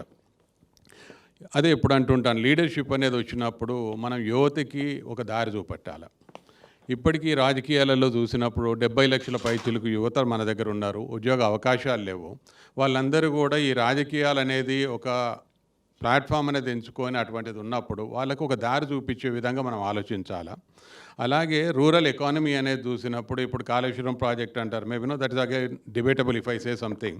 దాంతోపాటు మంచి అయింది అనుకున్నప్పుడు దాన్ని ముందుకెలా తీసుకెళ్ళాలి అనేది కూడా ఒక ఆలోచనలు ఉండాలి. అయితే ఇక్కడ ఒక్కటే నేను చెప్పదలుచుకున్నది, కేటీఆర్ గారిని కూడా అడగదలుచుకున్నది, ముందు తరాలకి అంటే మీరు లీడర్గా ఎప్పుడు కూడా నేను వెనుకెళ్ళిపోతా అనేది కాదు, నిలబడి ముందుకు తీసుకెళ్లే విధంగా మన రాష్ట్ర యువతకి ఏం చేయాలనే ఆలోచనలు మీకు ఎలా ఉన్నాయి, అలాగే ఊరూరా అంటే మన తెలంగాణ వ్యాప్తంగా రైతులకు కూడా ఏం చేస్తే బాగుంటుంది అనేది మీ ఆలోచనలు అనేది వినాలని ఉంది. దాని తర్వాత నేను రియల్ ఎస్టేట్ గురించి కూడా మళ్ళీ కొత్త మాట్లాడతాను. అంటే తెలంగాణలోని యువతకి ఇప్పుడు అవకాశాల పరంగా చూసుకుంటే చాలా ఉన్నాయి రాజశేఖర్ గారు. మీరు అన్నట్టు గృహ నిర్మాణ రంగం, కన్స్ట్రక్షన్ కానీ, తర్వాత ఈవెన్ హాస్పిటాలిటీ కానీ, టూరిజం కానీ, ఇట్లాంటి సర్వీస్ సెక్టర్లో ఉండే ఇండస్ట్రీస్లో అపారమైన అవకాశాలు ఉన్నాయి. డెఫినెట్గా ఇంకా వాటిని విస్తరించాల్సిన అవసరం ఉంది. అట్లాగే మీరు చూసినట్టయితే ఆంటర్ప్రినర్షిప్ని ప్రోత్సహించాల్సిన అవసరం ఉంది. ఇంకా చాలా పార్కులు పెట్టాము, చాలా ప్రయత్నం చేశాము, చాలా పరిశ్రమలు తీసుకొచ్చాము, ఇవన్నీ జరిగినాయి. కానీ ఇంకా పెంచాల్సిన అవసరం ఉంది, ఇంకా స్పీడ్ పెంచాలి, ఇంకా అట్రాక్టివ్ ఇండస్ట్రీస్ చాలా ఉన్నాయి, ఇంకా అట్రాక్టివ్ పాలసీస్ కూడా తీసుకొని రావాల్సిన అవసరం ఉంది. దాంతోపాటు ఫైన్ బ్యాలెన్స్. మీరు అగ్రికల్చర్ అన్నారు, ఇప్పుడు అగ్రికల్చర్ ప్రొడ్యూస్ బాగా పెరిగింది, హార్వెస్టింగ్ బాగా పెరిగింది. గ్రామీణ ప్రాంతాల్లో నీళ్ళు వచ్చిన తర్వాత మరి ఇవాళ చాలా ఇంట్రెస్టింగ్. ఇప్పుడు మొన్న నేను ఒక పామ్ ఆయిల్ ఫార్మర్ తోటలోకి వెళ్ళాను వరంగల్లో, వాళ్ళతో మాట్లాడుతుంటే చాలా సంతోషంగా అనిపించింది. 20 లక్షల ఎకరాల్లో పామ్ ఆయిల్ విస్తరించాలని ప్రణాళికలు పెట్టుకుని పామ్ ఆయిల్ యూనిట్స్ అన్ని పెట్టాం, ఏది మొత్తం మిల్స్ కూడా పెట్టాం. ఈ 33 మిల్స్ ప్లాన్ చేశాం. అందులో ఒకటి మొన్న నర్మెటలో ఓపెన్ అయింది, మిగతా అన్ని కూడా ఇంకా అండర్ కన్స్ట్రక్షన్ ఉన్నాయి. పామ్ ఆయిల్ ఇవాళ 20 లక్షల ఎకరాలు అనుకుంటే ఇవాళ కేవలం 3 లక్షల ఎకరాలు మాత్రమే ఉంది. మా గవర్నమెంట్ ఉన్నప్పుడు 1.5-2 లక్షలకు వచ్చింది, ఇప్పుడు ఈ గవర్నమెంట్ వచ్చా కొద్దిగా స్లో అయింది.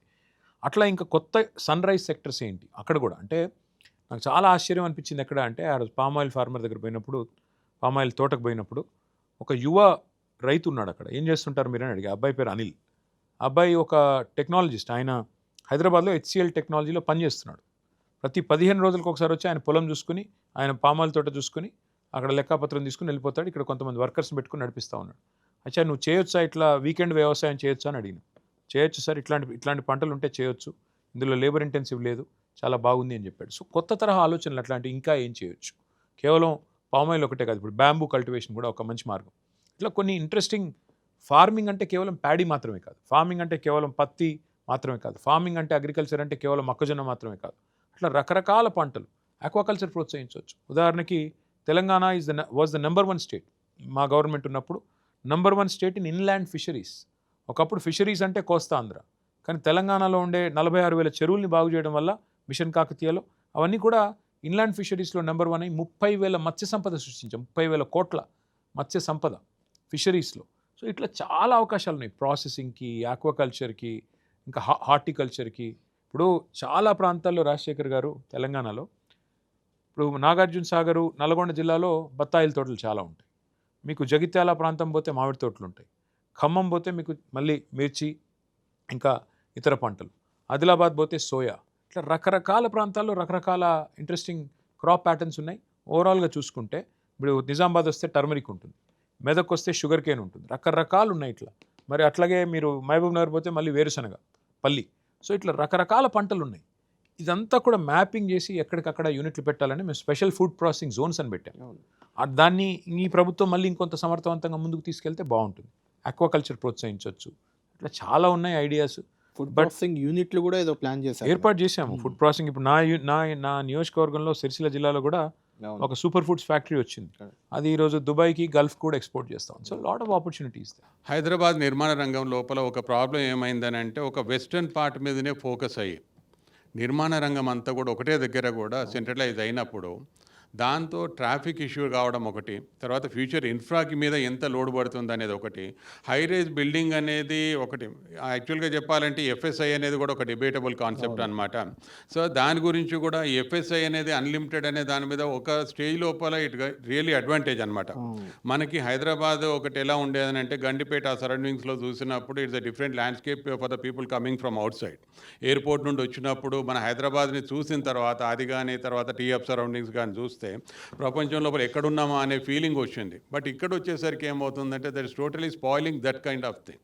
అదిన్ని ఏం చేస్తే బాగుంటుంది అనేది, ఎందుకంటే అపోజిషన్లో ఉన్నప్పుడు కూడా గవర్నమెంట్కి కొన్ని రకాల సజెషన్స్ ఇవ్వాల్సిన పరిస్థితి కూడా ఉంటుంది. కాబట్టి ఈ నిర్మాణ రంగము ఒకే వైపున ఇట్లా వెస్ట్రన్ పార్ట్ మీదనే కాన్సన్ట్రేటెడ్ కాకుండా డీసెంట్రలైజ్ చేసి, అప్పుడు లుకిస్ట్ పాలసీ అన్నారు, గ్రిడ్ పాలసీ అని అన్నారు, దాంతోపాటు అదే యాంగిల్ లోపల చేస్తే how the city can be distributed, అంటే ఓవరాల్గా రెసిడెన్షియల్ కానీ కమర్షియల్ కానీ how it can be distributed across, అది ఎలా చేస్తే బాగుంటుంది అనేది third party can. Right KTR గారు, దానికి నాకు కంటిన్యూటీ ఒకటి. హైడ్రా అనేది ఒకటి తెలంగాణలో ప్రధానంగా ఉంది. అది రియల్ ఎస్టేట్ రంగానికి లేకుంటే హైదరాబాద్ ప్రజలకు లాభం చేస్తుందంటారా, లేకుంటే నష్టం జరుగుతుందంటారా? దానివల్ల హైడ్రాపై మీ ఒపీనియన్ ఏంటి? హైడ్రా ఉంటుందా? కేసీఆర్ గారు అయితే దాన్ని రద్దు చేస్తామనే చెప్పారు. ఎందుకు రద్దు చేయాలంటే ఏం చెప్తారు? దీనికి కంటిన్యూటీ ఒకటి, రాజశేఖర రెడ్డి గారు చెప్పినట్టు వాస్తవం ఏంటంటే, 10 ఏళ్లలో తెలంగాణలో గృహ నిర్మాణ రంగం, రియల్ ఎస్టేట్ ఇండస్ట్రీ వల్ల ఏం జరిగింది అంటే, ప్రజల సంపద పెరిగింది. ఒక 5 లక్షల ఎకరం ఉన్న పొలం కేసీఆర్ గారి నాయకత్వంలో అల్టిమేట్గా రైతుకి, ఒక్కొక్క రైతుకు 5 లక్షలు కేసీఆర్ గారు వచ్చినాడు ఉంటే, కేసీఆర్ గారి ప్రభుత్వంలో 25 లక్షలు, 50 లక్షలు ఆ స్థాయికి ఎదిగింది. ఎందుకంటే దానివల్ల విశ్వాసం పెరుగుతుంది. కళ్యాణ్ గారు ఎట్లా జరుగుతుందంటే, తెలంగాణలో కాదు ప్రపంచవ్యాప్తంగా కూడా మధ్యతరగతి ప్రజలు ఏం చేస్తారు, కొంత ఆస్తి వస్తే వాళ్ళ చేతికో 10 లక్షలు 20 లక్షల రూపాయలు వస్తే వెంటనే ఫ్యూచర్లో బిడ్డ పెళ్లి చేయాలనో కొడుకు వ్యాపారం కోసమో ఇల్లు కట్టుకోవాలనో ఒక ప్లాట్ కొనుక్కుంటారు. సంపద పెరుగుతుంది అంటే రకరకాల ఇన్వెస్ట్మెంట్స్ ఉంటాయి. ల్యాండ్ ఇస్ వన్ ఇన్వెస్ట్మెంట్, అట్లా చేసుకుంటారు. కేసీఆర్ గారి టైంలో ఆ సంపద పెరిగింది, ఈరోజు ఆ సంపద తగ్గుతూ వస్తుంది. ఎట్లా? వాళ్ళ అరాచక పాలనల వల్ల. ఇప్పుడు మీరు చూడండి, విధ్వంసకర ఆలోచనలు. హైడ్రా అనేది ఒక విధ్వంసకర ఆలోచన. ఎట్లా అంటారా? Selective justice is not correct Kalyan. ఇప్పుడు ముఖ్యమంత్రి గారి ఇల్లు స్వయంగా కోస్గిలో, కొడంగల్లో, రెడ్డికుంట అనే ప్రాంతంలో ఉంది, FTLలో ఉంది. ఆధారాలతో సహా నేను చూపెట్టాను. ముఖ్యమంత్రి గారి బ్రదర్ ఇల్లు దుర్గం చెరువు FTLలో ఉంది. మంత్రుల ఇల్లు హిమాయత్ సాగర్ FTLలో పొంగులేటి శ్రీనివాసరెడ్డిది, మంత్రి వివేక్ది, చీఫ్ విప్ పట్నం మహేందర్ రెడ్డిది, చైర్మన్ శాసన మండలి గుత్తా సుఖేందర్ రెడ్డిది, ఇవన్నీ కూడా FTLలో ఉన్నాయి. కానీ హైడ్రాకి ఇవేమీ కనబట్టలేదు. హైడ్రాకి అక్కడికి వచ్చేసరికి గుడ్డితనం వస్తుంది. కానీ అదే పేదవాళ్ళ ఇల్లు కొట్టేసరికి మాత్రం ఇష్టం వచ్చినట్టు విచ్చలవిడతాను. ఇవాళ మూసీకి అడ్డంగా పెద్ద పెద్ద వాళ్ళు బిల్డింగ్లు కడుతుంటే హైడ్రాకి కనబడదు. అదే కిందికి 2 రేకులు వేసుకుంటే హైడ్రా వచ్చి కొడుతుంది. అంటే దీని అర్థం ఏంటి? HYDRAA has become blackmailing tool. ప్రభుత్వ పెద్దలకి హైడ్రాని అడ్డం పెట్టుకుని ఇవాళ బ్లాక్మెయిల్ చేసి డబ్బులు వసూలు చేసుకోవడానికి ఒక టూల్గా మారింది. ఖచ్చితంగా అందుకే కేసీఆర్ గారు చెప్పారు, నేను వచ్చిన మరుక్షణం ఎత్తవతల వారిస్తా అని చెప్పారు. ఎస్, ఒకసారి కేసీఆర్ గారు చెప్పిన తర్వాత జరిగి తీరుతుంది. రెండోది నేను అనేది, ఈ ప్రభుత్వం యొక్క విధానాల వల్ల కూడా రియల్ ఎస్టేట్ ఇవాళ స్తంభించిపోయింది. రాంగానే తీసుకున్న నిర్ణయాలు ఏంటి? అన్ని తిరోగమన చర్యలే. రాయదుర్గం నుంచి ఎయిర్పోర్ట్ దాకా మెట్రో మొత్తం టెండర్ అయిపోయింది, పని స్టార్ట్ చేస్తే 24 నెలలు అయిపోయింది. ఈ పాటికి మెట్రో రైలు పరిగెట్టేది. ఎక్కడ? రాయదుర్గం నుంచి శంషాబాద్ దాకా, మధ్యలో బుద్వేలు, నార్సింగిలో స్టాప్స్. రాగానే రద్దు. ఎందుకు రద్దు? ఎవరికి తెలియదు. తుగ్లక్ చర్య. తర్వాత సడన్గా ఫార్మా సిటీని ఫ్యూచర్ సిటీ అని రియల్ ఎస్టేట్ ఇప్పుడు దందా. ఫార్మా సిటీ పెట్టింది ఎందుకు? హైదరాబాద్లో ఉండే ఫార్మా ఇండస్ట్రీని అంతా కూడా అక్కడ తీసుకెళ్ళి అల్టిమేట్గా మీకు బ్రహ్మాండంగా ప్రపంచ స్థాయిలో లార్జెస్ట్ ఫార్మా క్లస్టర్గా తయారు చేసి అక్కడ ఒక 5 లక్షల మందికి ఉపాధి కల్పించాలి. ఈయన ఏం చేస్తున్నాడు? ఫ్యూచర్ సిటీ పేరిట రియల్ ఎస్టేట్ దందా. అస్మదీలో ఒక 4,000 ఎకరాలు కట్టబెట్టి అందులో కిక్ బ్యాక్స్, కమిషన్స్, ఢిల్లీకి మూటలు. అంటే తిరోగమన చర్యల వల్ల ఏం జరుగుతుంది కళ్యాణ్ గారు? ఇంకోటి, ప్రభుత్వమే ఒప్పుకుంది. ఇందాక పాపారావు గారు చెప్పింది కరెక్ట్. ఒక రకంగా మా ప్రభుత్వం దిగిపోయినాడు హైదరాబాద్లో టెక్నాలజీ జాబ్స్ అని, ఐటీ జాబ్స్ అంటే 9,46,000. మొన్న ఈ ప్రభుత్వం, తెలంగాణ ప్రభుత్వం బడ్జెట్ సెషన్లో మార్చిలో ఏం చెప్పింది? బడ్జెట్ ప్రసంగంలో 9,39,000 అంటే 7,000 ఉద్యోగాలు తగ్గినాయి 2.5 ఏళ్లలో అని చెప్పారు. మరి ఏం జరుగుతుంది? ఎందుకు జరుగుతున్నాయి? పరిశ్రమలు తరలిపోతున్నాయి. కార్నింగ్ అనే పరిశ్రమ వెళ్ళిపోయింది చెన్నైకి, కేన్స్ అనే పరిశ్రమ వెళ్ళిపోయింది గుజరాత్కి, మైక్రోన్ అనే పరిశ్రమ వెళ్ళిపోయింది గుజరాత్కి. ఎందుకు వెళ్తున్నాయి? ఎందుకంటే ముఖ్యమంత్రి గారి ఇంటి వెనకాలనే సెటిల్మెంట్లు, పారిశ్రామికవేత్తల తలకు తుపాకులు. నేను చెప్పలా, మంత్రి కొండా సురేఖ గారి కూతురు చెప్పింది. డెక్కన్ సిమెంట్స్ అనే సంస్థ యొక్క యజమానిని ముఖ్యమంత్రి గారి ఇంటి వెనకాల తుపాకీ పెట్టి, తలకు తుపాకీ పెట్టి డబ్బులు వసూలు చేశారు. మరి ఏమవుతుంది? పరిశ్రమ ఇదే అవుతుంది, దివాలా తీస్తుంది. అంటే మీరు ప్రైవేట్ రంగంలో పెట్టుబడులు తగ్గుతున్నాయి. ఆల్రెడీ ఏఐతో ఇంకా ఇతరత్ర కారణాల వల్ల ఐటీ రంగంలో జాబ్స్ తగ్గుతున్నాయి. ప్రభుత్వంలో ఇవాళ అంతా మందగమనం. మీరు సింపుల్, ఇప్పుడు రియల్ ఎస్టేట్ బాగుందా లేదా అని రాజశేఖర రెడ్డిని అడుగుతున్నారు. మీరు స్టాంప్స్ అండ్ రిజిస్ట్రేషన్స్ రెవెన్యూ తీసుకోండి. ఎందుకు తగ్గింది? ఎందుకంటే రిజిస్ట్రేషన్లు తగ్గినాయి, సేల్స్ తగ్గినాయి, ప్రభుత్వ విధానాలు అస్తవ్యస్తంగా ఉన్నాయి. ఇష్టం వచ్చిన ట్యాక్సులు, స్క్వేర్ ఫీట్కి 200 రూపాయలు. బిల్డర్లు వాళ్ళు ఎక్కడ చెప్తారు బయటకు వచ్చి? మేము రాజకీయ నాయకులు, మాకు అంతా తెలుసు అంటే మేము చెప్తాం, మాకు ధైర్యం ఉంది. వాళ్ళు ఎక్కడ చెప్పగలుగుతారు? అంటే ఈ రకంగా చూస్తే ఇవాళ అస్తవ్యస్తమైన విధానాలు, తిరోగమన చర్యలు. ఆక్యుపెన్సీ సర్టిఫికేట్కి 100 రూపాయలు ఇవ్వాలి స్క్వేర్ ఫీట్కి. ఫ్రెండ్స్ అండ్ ఫ్యామిలీ డిస్కౌంట్ ఉంది. ఎవరి ద్వారా వెళ్తే తగ్గుతుందో వాళ్ళు పట్టుకుని వెళ్తున్నారు. పాపం ఏం చేస్తారు? అట్లాంటి పరిస్థితి వాళ్ళు హైదరాబాద్లో ఉంది. కేటీఆర్ గారు, మీరు ఫార్మాసిటీ ల్యాండ్ అక్వైర్ చేశారు, పెడదామని చూశారు. ఫార్మాసిటీని అలానే ఉంచుతూ దాన్ని ఇంకా దేశవ్యాప్తంగా, అవసరమైతే ప్రపంచవ్యాప్తంగా గుర్తించే ఒక ఫ్యూచరిస్టిక్ సిటీగా పెట్టాలని కాంగ్రెస్ ప్రయత్నం చేస్తుంటే మీరు అడ్డుకుంటున్నారు. ఫార్మాసిటీని అట్లాగా పెట్టారని మీకు ఎవరు చెప్పారు? చెప్తున్నారు కదా, ఫార్మాను ఉంచుతాం అక్కడ అలానే. అదే చెప్తున్నా మీకు. హైకోర్టులోనేమో ఫార్మాసిటీ ఉంటుందని చెప్తున్నారు, బయటికి వచ్చేమో అక్కడ వంతారా జూ ఉంటుంది, అక్కడే జర్నలిస్టులకు స్థలాలు ఇస్తాం, అక్కడే అందరికి స్థలాలు ఇస్తామని చెప్తున్నారు. అది ఫార్మాసిటీయా లేకపోతే జూ పార్కా? ఏది అది? అంటే వీళ్ళు సర్కార్ నడపట్లేదు, సర్కస్ నడుపుతున్నారు. వీళ్ళు ఏం చేస్తున్నారో వాళ్ళకే తెలియదు. ఫార్మాసిటీ రద్దని మంత్రి అంటాడు, ముఖ్యమంత్రి ఉందంటాడు, హైకోర్టులో ఒకటి, బయట ఒకటి, ఫ్యూచర్ సిటీ ఇంకోటి. అరే ఉన్న సిటీని పట్టించుకోరని ఆయన అంటే ఫ్యూచర్ సిటీ. ఉన్న సిటీలో దోమలు గుట్టి చచ్చిపోతుంటే, ఉన్న సిటీలో అస్తవ్యస్తమైన పరిస్థితులు ఉంటే ఫ్యూచర్ సిటీ.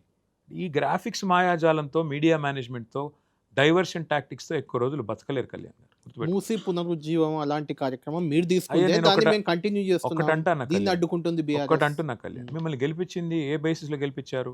6 గ్యారంటీలు, 420 హామీలు ఉందా? ఈ చేరా నాయన అంటే దేనికి డబ్బులు లేవు, దివాలా తీసింది రాష్ట్రం.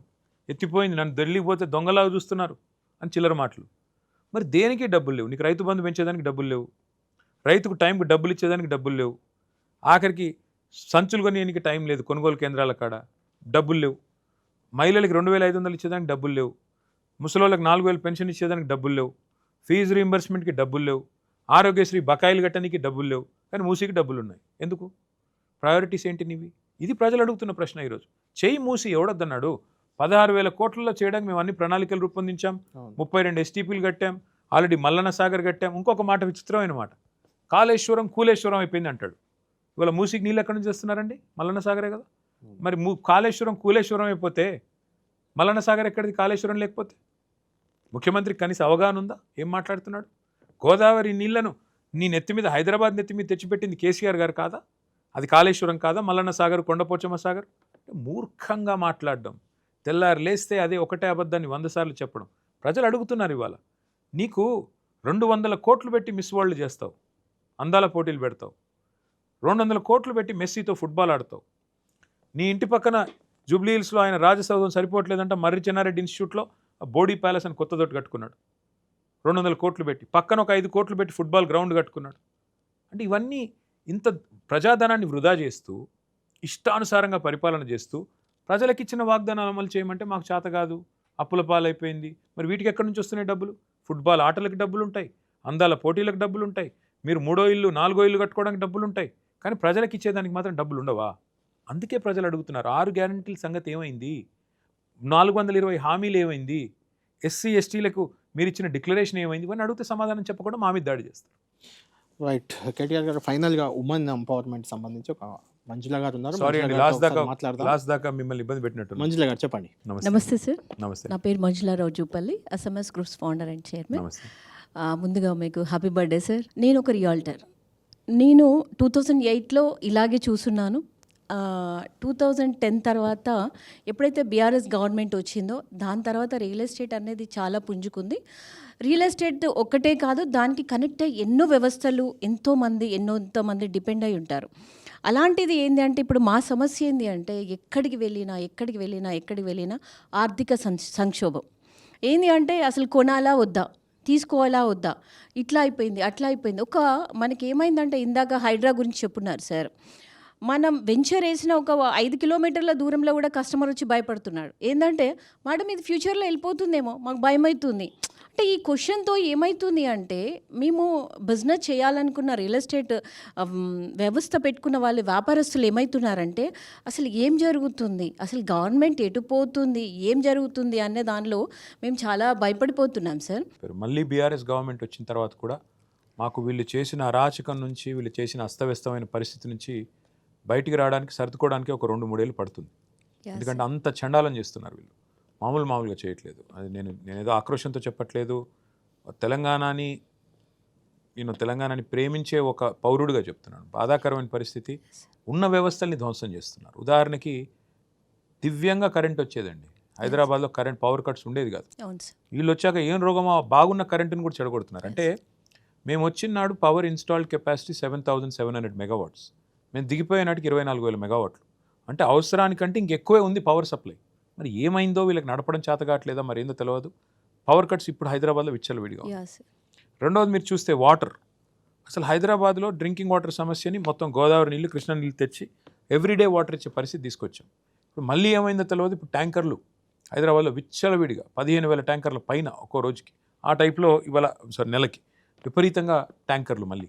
అట్లాగే మీరు చూస్తే ఉన్న వ్యవస్థలు, మిషన్ భగీరథ అనే ఒక మంచి కార్యక్రమం చేశాం, దాన్ని మెయింటైన్ కూడా చేయట్లేదు.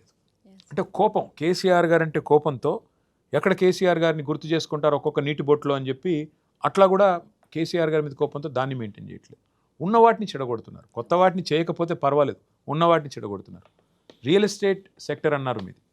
నేను ఇవాళ ఏ బిల్డర్ని కలిసినా ఆనెస్ట్గా చెప్తా ఉన్నాను, రక్త కన్నీరే, ఇంకా వేరే ఏం లేదు. లిటరలీ చెప్తున్నాను, ఎవరిని కలిసినా, ఎవరిని కదిపినా, ఎట్లా ఉంది మార్కెట్ అంటే చాలు దారుణం సార్. ముందే స్లంప్ ఉంది, మీది నుంచి ఇష్టం వచ్చిన వసూళ్ళు, ఇష్టం వచ్చిన. మొన్న ఒక బిల్డర్ పేరు చెప్పను కానీ ఆయన ఒక మాట అన్నారు, సార్ నాకు మీ ప్రభుత్వంలో నాకు ఒక కేసీఆర్ గారు మాత్రమే తెలుసు, కేసీఆర్ గారు ఆఫీస్ మాత్రమే తెలుసు. ఈ ప్రభుత్వం వచ్చినాక 200 కాంపౌండ్ చుట్టూ తిరుగుతున్నాను సార్, నేను ఎక్కడ తిరిగి చావాలి సార్ నేను అన్నాడు. అంటే ఎవరి కాంపౌండ్ చుట్టూ తిరగాల్సిన అవసరం లేకుండా ఆ రోజు చట్టాలు రూపొందించాం. ఏ నాయకుడైతే తెలంగాణను సాధించారో, ఏ నాయకుడైతే తెలంగాణను అందరికంటే ఎక్కువ ప్రేమిస్తారో ఆ నాయకుడికి తిరిగి తెలంగాణ మళ్ళీ అవకాశం ఇస్తుంది. కేసీఆర్ గారు మళ్ళీ వస్తారు. చాలాసేపటి నుంచి చాలామంది ప్రశ్నలకు చాలా సమాధానాలు ఇచ్చారు, చాలా విపులంగా కూడా చెప్పారు. మీ ఫ్యూచర్ ప్లాన్ ఏందో కూడా చెప్పారు, గతంలో ఏం జరిగింది, ఇప్పుడు ఏం జరుగుతుంది, భవిష్యత్తు ఏంటి అన్నీ చెప్పారు. క్విక్గా కంక్లూడ్ చేద్దాం. ఒక 2-3 పొలిటికల్ క్వశ్చన్స్ లాస్ట్లో. ఒకటి, మీరు రాబోయేది మా ప్రభుత్వం అనేది చాలా ధీమాగా ఉన్నారు, దానికి ప్రధానంగా ఏంటి కారణం అనుకుంటున్నారు? ఏమీ లేదు, అంటే ఒక్కసారి కేసీఆర్ గారి పరిపాలన చూసిన తర్వాత ఇప్పుడు కాంగ్రెస్ పరిపాలన చూస్తే ఎవరికైనా గుర్తొచ్చేది మళ్ళీ కేసీఆర్ గారే. అంటే there is a interesting phenomenon Kalyan. RRR అంటారు దాన్ని, RRR. RRR. ఫస్ట్ ఆర్ ఏంటి అంటే రీకాల్. ప్రజలు ఎప్పుడైనా సరే గుర్తు చేసుకుంటారు, ఓహో ఆ గవర్నమెంట్ బాగుండేది, దీనికంటే అదే బెటర్ ఉండేది, రైతు బంధు టైం పడేది, కరెంట్ చక్కగా వచ్చేది, యూరియా దొరికేది, ఇట్లా గుర్తు చేసుకుంటూ ఉంటారు. ఉద్యోగాలు అప్పుడే ఎక్కువ ఇచ్చారు, గుర్తు చేసుకుంటారు ప్రతి స్పియర్ ఆఫ్ లైఫ్లో. రెండవది regret. Second are is regret, పశ్చాత్తాపడం, బాధపడడం. అరే తప్పు చేశాము, ఎందుకు అనవసరంగా వీళ్ళని తీసుకొచ్చాము, బాగున్నదని చెడగొట్టుకున్నాం.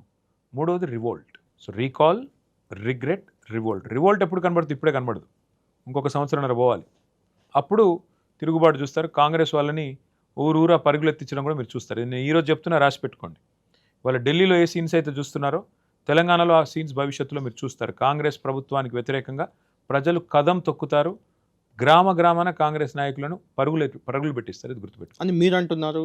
రేవంత్ గారు చెప్తుంది బీఆర్ఎస్ ప్రభుత్వం చేసిన అరాచకాలు, అన్యాయాలు, అక్రమాలు మర్చిపోయారు అనుకుంటున్నారా అనేది. మేము చేసిన అరాచకాలు ఏంటి అని లెక్క పెడతాను ఒకసారి. రైతు బంధు, రైతు బీమా, కళ్యాణ్ లక్ష్మి, కేసీఆర్ కిట్లు, సాగునీరు తేవడం, 24 గంటలు కరెంట్ ఇవ్వడం, ఈ అరాచకాలు మర్చిపోకూడదని నేను కోరుకుంటున్నాను. కేటీఆర్ గారు అంటే కేసీఆర్ఏ ముఖ్యమంత్రి అనేది మీరు చెప్తున్న మాటే. అంటే కేసీఆర్ గారు ఇప్పటి వరకు ప్రతిపక్ష నాయకుడిగా బయటకు రావట్లేదు.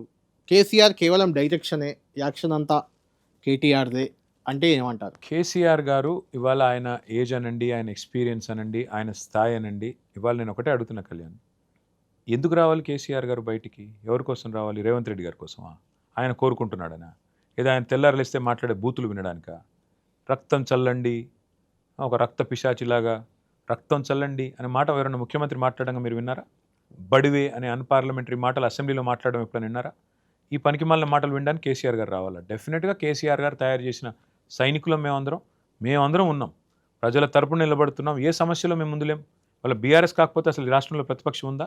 బీజేపీ, కాంగ్రెస్ అయితే అండర్స్టాండింగ్లోనే బ్రహ్మాండంగా పనిచేసుకుంటున్నారు. కాబట్టి రాష్ట్రంలో ఉన్న ఒకే ఒక్క ప్రతిపక్షం, ఒకే ఒక్క ప్రజల పక్షం బీఆర్ఎస్ మాత్రమే. కేసీఆర్ గారు ఇవాళ మా అందరికీ ఎలా గైడెన్స్ ఇస్తే మేము అలా పనిచేస్తున్నాము. సందర్భానుసారంగా కేసీఆర్ గారు కూడా ఏ సందర్భం వచ్చినప్పుడు వస్తారు. రాలేదా? కృష్ణా జలాల విషయంలో ప్రభుత్వం మన ప్రయోజనాలు తాకట్టు పెట్టినప్పుడు కేఆర్ఎంబీకి కేసీఆర్ గారు వచ్చి నల్గొండలో గర్జించలేదా? ఎందుకు కేసీఆర్ గారు రాలేదు అన్నమాట ఎందుకంటారు? సందర్భం బట్టి, పరిస్థితి తీవ్రత బట్టి కేసీఆర్ గారు డెఫినెట్గా వస్తారు.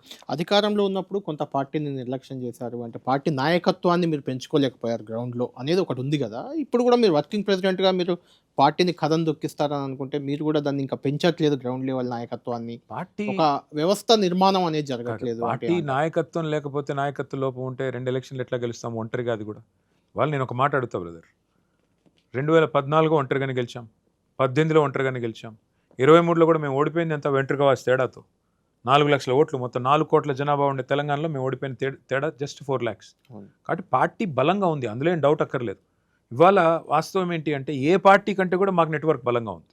ప్రతిపక్షంలో ఉన్నా కూడా ఈ రోజు కూడా ఎక్కడికి వెళ్ళినా ఇవాళ మా కార్యకర్తలు ఉత్సాహంతో, ఆత్మవిశ్వాసంతో తొణికిసలాడుతున్నారు. ఇది వాస్తవం. ఏ సర్వే అయినా చేయండి. మన ముఖ్యమంత్రి గారు చేసుకున్న సర్వేలో కూడా మాకు 72 సీట్లు వస్తాయని చెప్పి వారి సర్వే కూడా తెలియదు. అందుకే ఆయన ఫ్రస్ట్రేషన్లో గావు కేకలు పెడుతున్నాడు ఆయన. అంటే మీరు ఆలోచించండి, మరి ముఖ్యమంత్రి గారు ఎందుకు ఫ్రస్ట్రేట్ అవుతున్నారు? ఆయన జీవితంలో రాదనుకున్న పదవి వచ్చింది, ముఖ్యమంత్రి కావాలన్న కళ నెరవేరింది. మరి రోజు ఎందుకు గొంతులు పెంచి, ముక్కు బుట్టలు బిగిలించి ఎందుకు రోజు అరుస్తున్నాడు, గావు కేకలు పెడుతున్నాడు? ఎందుకు రోజు బీపీ పెంచుకొని ఆగమాగమవుతున్నాడు? ఒకటే కారణం, BRS is resurging, BRS is coming back. ఇది ముఖ్యమంత్రి గారికి అందరికంటే బాగా తెలుసు. అది తట్టుకోలేక ఫ్రస్ట్రేషన్లోనే ఈ బాధ. 2034 దాకా నేనే ఉంటాను ముఖ్యమంత్రిగా అని ఆయన చెప్పుకుంటున్నాడు. దానికి ప్రధాన కారణం ఒక 2-3 అంశాలు కనిపిస్తున్నాయి. ఒకటి, కేసీఆర్ గారు బయటకు రాకపోవడం. కేసీఆర్ గారు ఎలాగో రారు, కేటీఆర్ఏ నడుపుతాడు పార్టీని అప్పటి వరకు, కాబట్టి ఏదో చేయొచ్చు అని ఒకటి. రెండోది, హరీష్ రావు గారిని పదే మీరు హరీష్ రావు గారు ఇద్దరు పార్టీని నడుపుతున్నా, అంటే బీజేపీలో చేరిపోతాడు, కేసీఆర్ మీద ఒట్టేసి చెప్పు అని చేరనని ఇలాంటి నేరుగా ముఖ్యమంత్రి గారే అంటున్నారు కాబట్టి నేను మిమ్మల్ని అడుగుతున్నాను. మీ ఇద్దరి మధ్య గ్యాప్ రావడం అది కాంగ్రెస్ కలిసి వస్తుందని ఒక ధీమా కనిపిస్తుంది. ఒకటి అడుగుతాను కళ్యాణ్ గారు, ఇవాళ ముఖ్యమంత్రి గారు ఏదైనా స్టేట్మెంట్ ఇస్తే మేము విమర్శ చేస్తే లేదా మేము విమర్శ చేస్తే ఒక్క మంత్రి అన్న ముఖ్యమంత్రిని సమర్థిస్తూ మాట్లాడుతున్నాడా రాష్ట్రంలో? మీరు చెప్పండి నాకు. ముఖ్యమంత్రి గారు హిట్లర్ నాకు ఆదర్శం అంటే ఒక్క మంత్రి బయటకు వచ్చి అవును మాకు హిట్లర్ ఆదర్శం అన్నవాడు ఉన్నాడా? ముఖ్యమంత్రి గారు రక్తం చల్లండి అంటే అవును రక్తం చల్లండి అన్న మంత్రి ఒక్కడు ఉన్నాడా? అసలు ముఖ్యమంత్రి గారికి ఆయన మంత్రులకు మధ్యన గ్యాప్ ఉంది. ముఖ్యమంత్రి గారికి ఆయన మంత్రులకే సయోధ్య లేదు. ఒక్క మంత్రికి కూడా ముఖ్యమంత్రి అంటే గౌరవం లేదు ఈ రాష్ట్రంలో. ప్రైవేట్ సంభాషణలో వాళ్ళు ఏం మాట్లాడతారో మాకు కూడా తెలుసు.